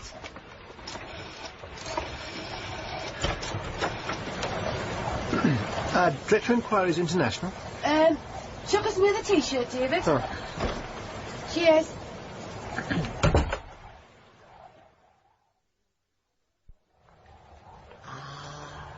As always, the tea leaves tell all. They say my mug's empty. Is there another one in that pot? Just a minute, Rocket. I'm getting in training for Friday. Hiya. These leaves tell me you're going on a long journey. Give over. I tell you who is going on a long journey. David. Oh? He's going to apply for a job in Australia. Oh, aye? What makes you think that? He's just been on the phone to this university mate of his out there. Brian somebody or other. I couldn't help overhearing, like. I had my ear jammed the keyhole. Oh, no. He hasn't lasted 2 minutes, has he? I bet I know what's tipped the scales. It's the Oglethorpe Winter Blues. I was just the same in my first year here. I mean, well, up until last week, he's been really happy here, hasn't he? And look how excited he was at us getting our own steam engine. We need a plan. It'll be funny, won't it? Putting a plan together without David. I'll leave you to it. I've my pigeons to see to. Oh, this is no time for pigeons, man. No, it's all right. You go, Rocket. We'll come up with something, Points. See they? Miserable old bugger. Don't be too hasty. Rocket has been known to do some serious cogitating in his pigeon loft. Oh, has he? Right, let's get our thinking caps on. We're not leaving this room until we've come up with something really foolproof. Anyways, are you right, David? Mightn't get a seat if we didn't hurry up. June's psychic dues are very popular, you know. Why I am even contemplating going, I don't know. Or you, for that matter. You're just as sceptical of her occult skills as I am. Oh, most of it's tough, man. But she can be spot on with her predictions. She once told this bloke who ran the Talk of Oglethorpe nightclub, used to be a classy joint down by the abattoir, she'd tell him if he didn't replace his electric kettle flex, he'd get a shock off it so bad it would turn his hair white on the spot. Oh, he didn't take any notice. They call that bloke Albino Bob now. This is another bastard wind story, isn't it, Points? No, I'm not having a laugh with you this time. This is straight up. You coming? Well... June's fire's a lot warmer than this stove. What are we waiting for?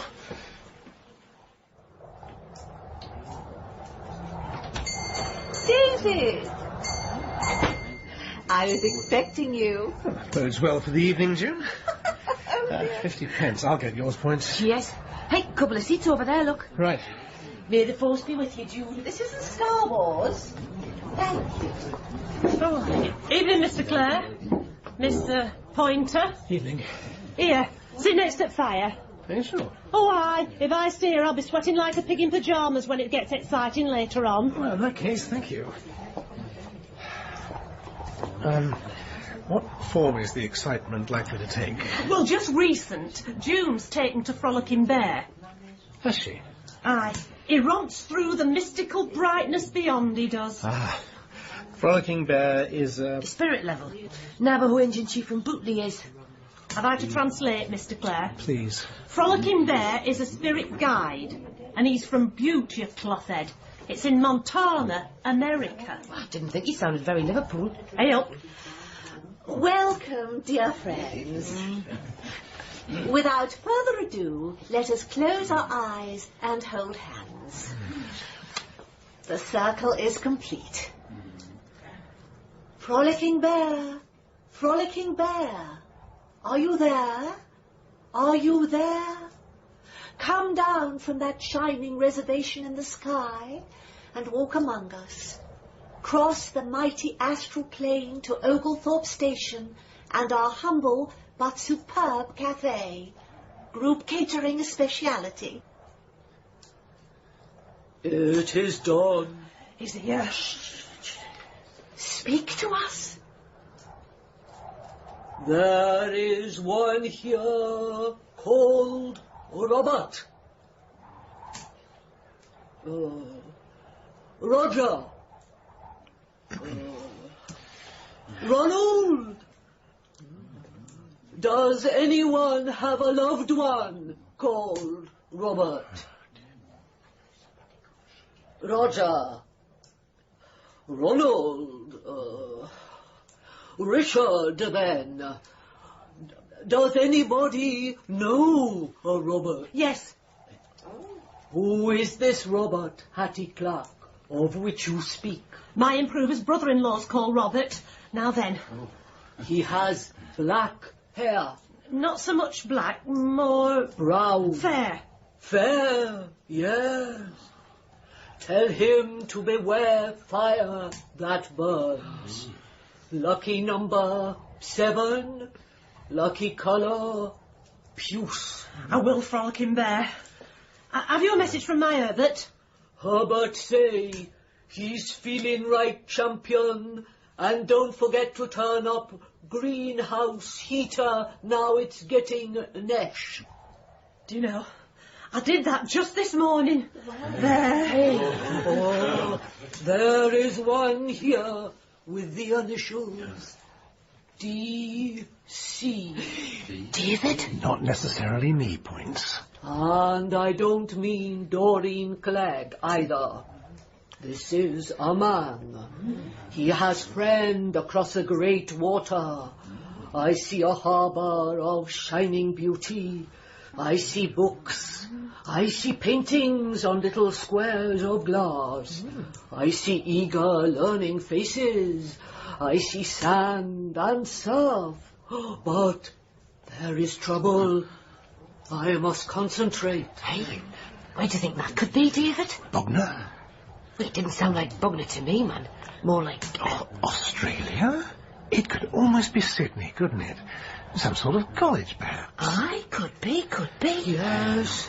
Friend is pulling. But DC must not go.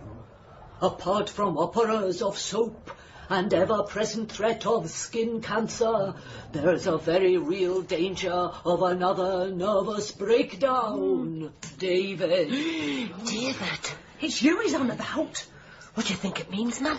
It means that you, me, June and Rocket are having a get-together at my place tomorrow evening. Excuse me, everyone. Sorry, I've just remembered something that I need to attend to. It's wrong circle now. Oh, David, I must go, June. You carry on. Can Frolicking Bear tell us where I've left Miss Secateurs? Good evening, Mr. Sod. Table for 2. Good evening. May I welcome you to Paolo? Thank you. Has my companion, Miss June Virgo, arrived? Not as yet. Would you care for an aperitif? No, but I certainly hope you have plenty of champagne on ice for later. Not of course, Mr. Sod. If you would follow me, I will send the wine steward over to you shortly. That was lovely. Right, chaps.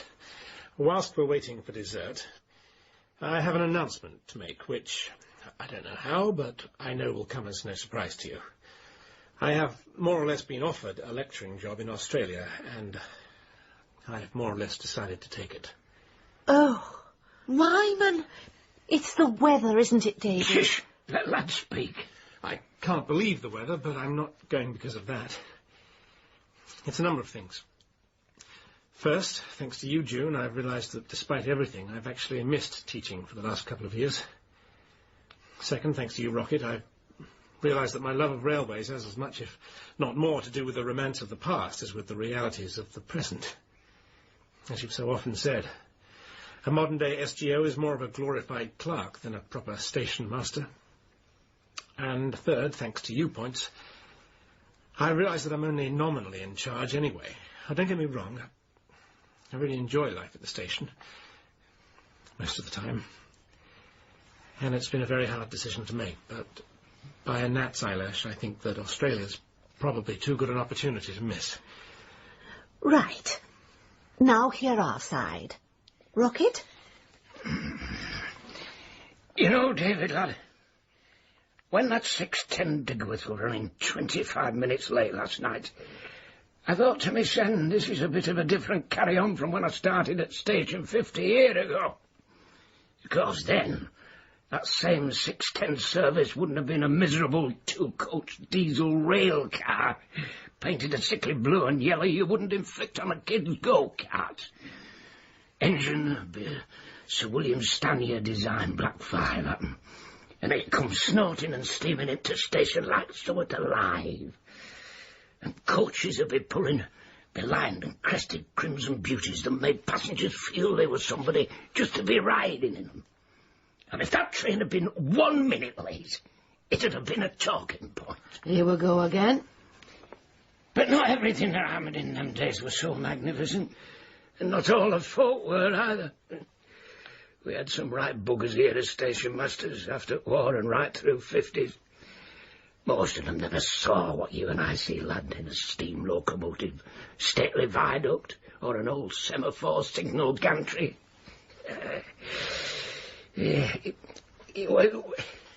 What I'm trying to say is, you might be far too clever for your own good in some ways and not know your ass from your elbow in others. But you'll do for me, David. And I'd rather have you in charge of my station than anybody else likely to chuck at us. So, if it'll do any good, here.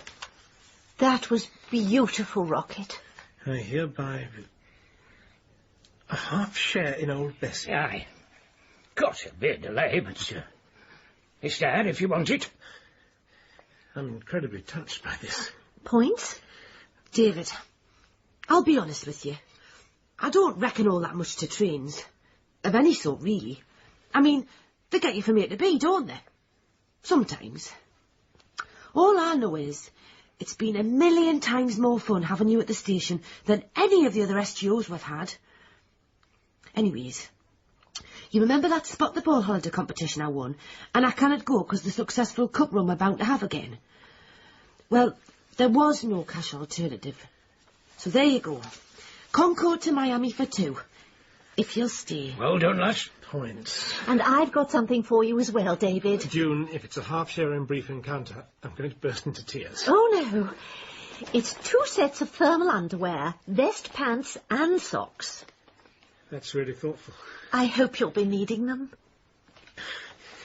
I can't tell you, all of you, what your generosity and your wanting me to stay means to me.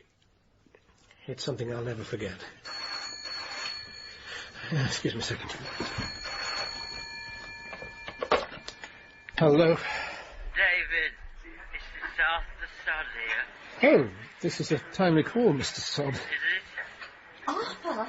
Oh, dear. I've been trying to get hold of Miss Virgo by some time. Well, she's here, actually. We're having an extraordinary team meeting. Again? Yes. I'll put her on. June. Sounds a bit merry. Arthur? Oh, I'm so embarrassed. I'm afraid this meeting put our dinner engagement right out of my mind. Can you forgive me? Of course. All in the railway line of duty, eh? I'm just glad you're all right. I were a little worried. How sweet of you to take that attitude. We'll do it some other time, perhaps. That would be delightful. Next Saturday, then. Oh, it's a date. A definite date? Excellent. Thanks again for being so nice. Here's Mr. Clare. Oh, dinner with Arthur, eh? Shut up, Points. I'm sorry to have inadvertently spoiled your evening, Mr. Sod. Oh, don't worry, lad. Your conscientiousness does you credit. Thank you. Particularly pleasing for me because I am probably the only area manager in the country who would have appointed you as an SGO, Dave. Yes. Actually, that's what I wanted to have a word about. But I was right, wasn't I? I mean, I could see, despite all the indications to the contrary, that you were first and foremost a railman. And thank goodness for the continued existence of Oglethorpe you were, eh? What do you mean? Well, I shouldn't really say this, but it's the old rules and regs, David. Another resignation at Oglethorpe, and it would be head office inquiry time. To be quite frank, de-manning would probably be the thin end of a very thick wedge. Anyway, you're at the helm, so that doesn't apply. Well, the thing is...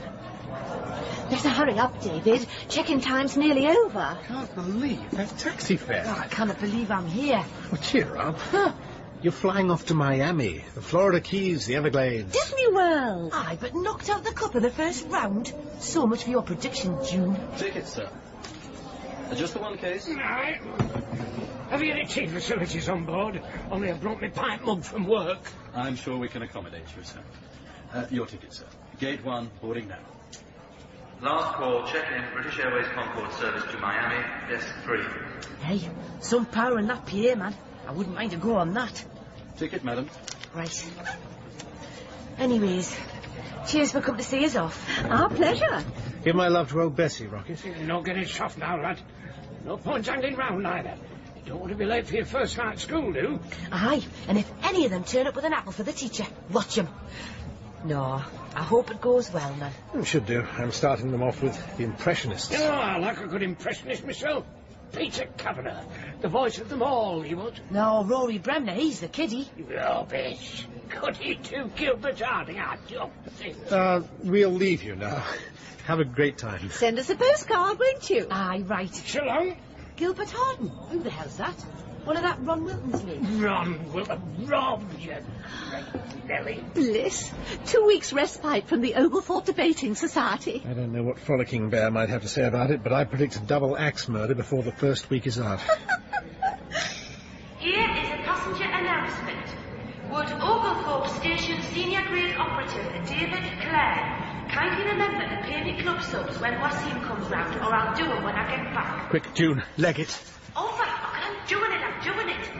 And his nib says, didn't forget to see to his pigeons. Mug out the ferrets. Keep them kids off his allotment. Oh, aye, and the old bookstore could do with a lick of paint.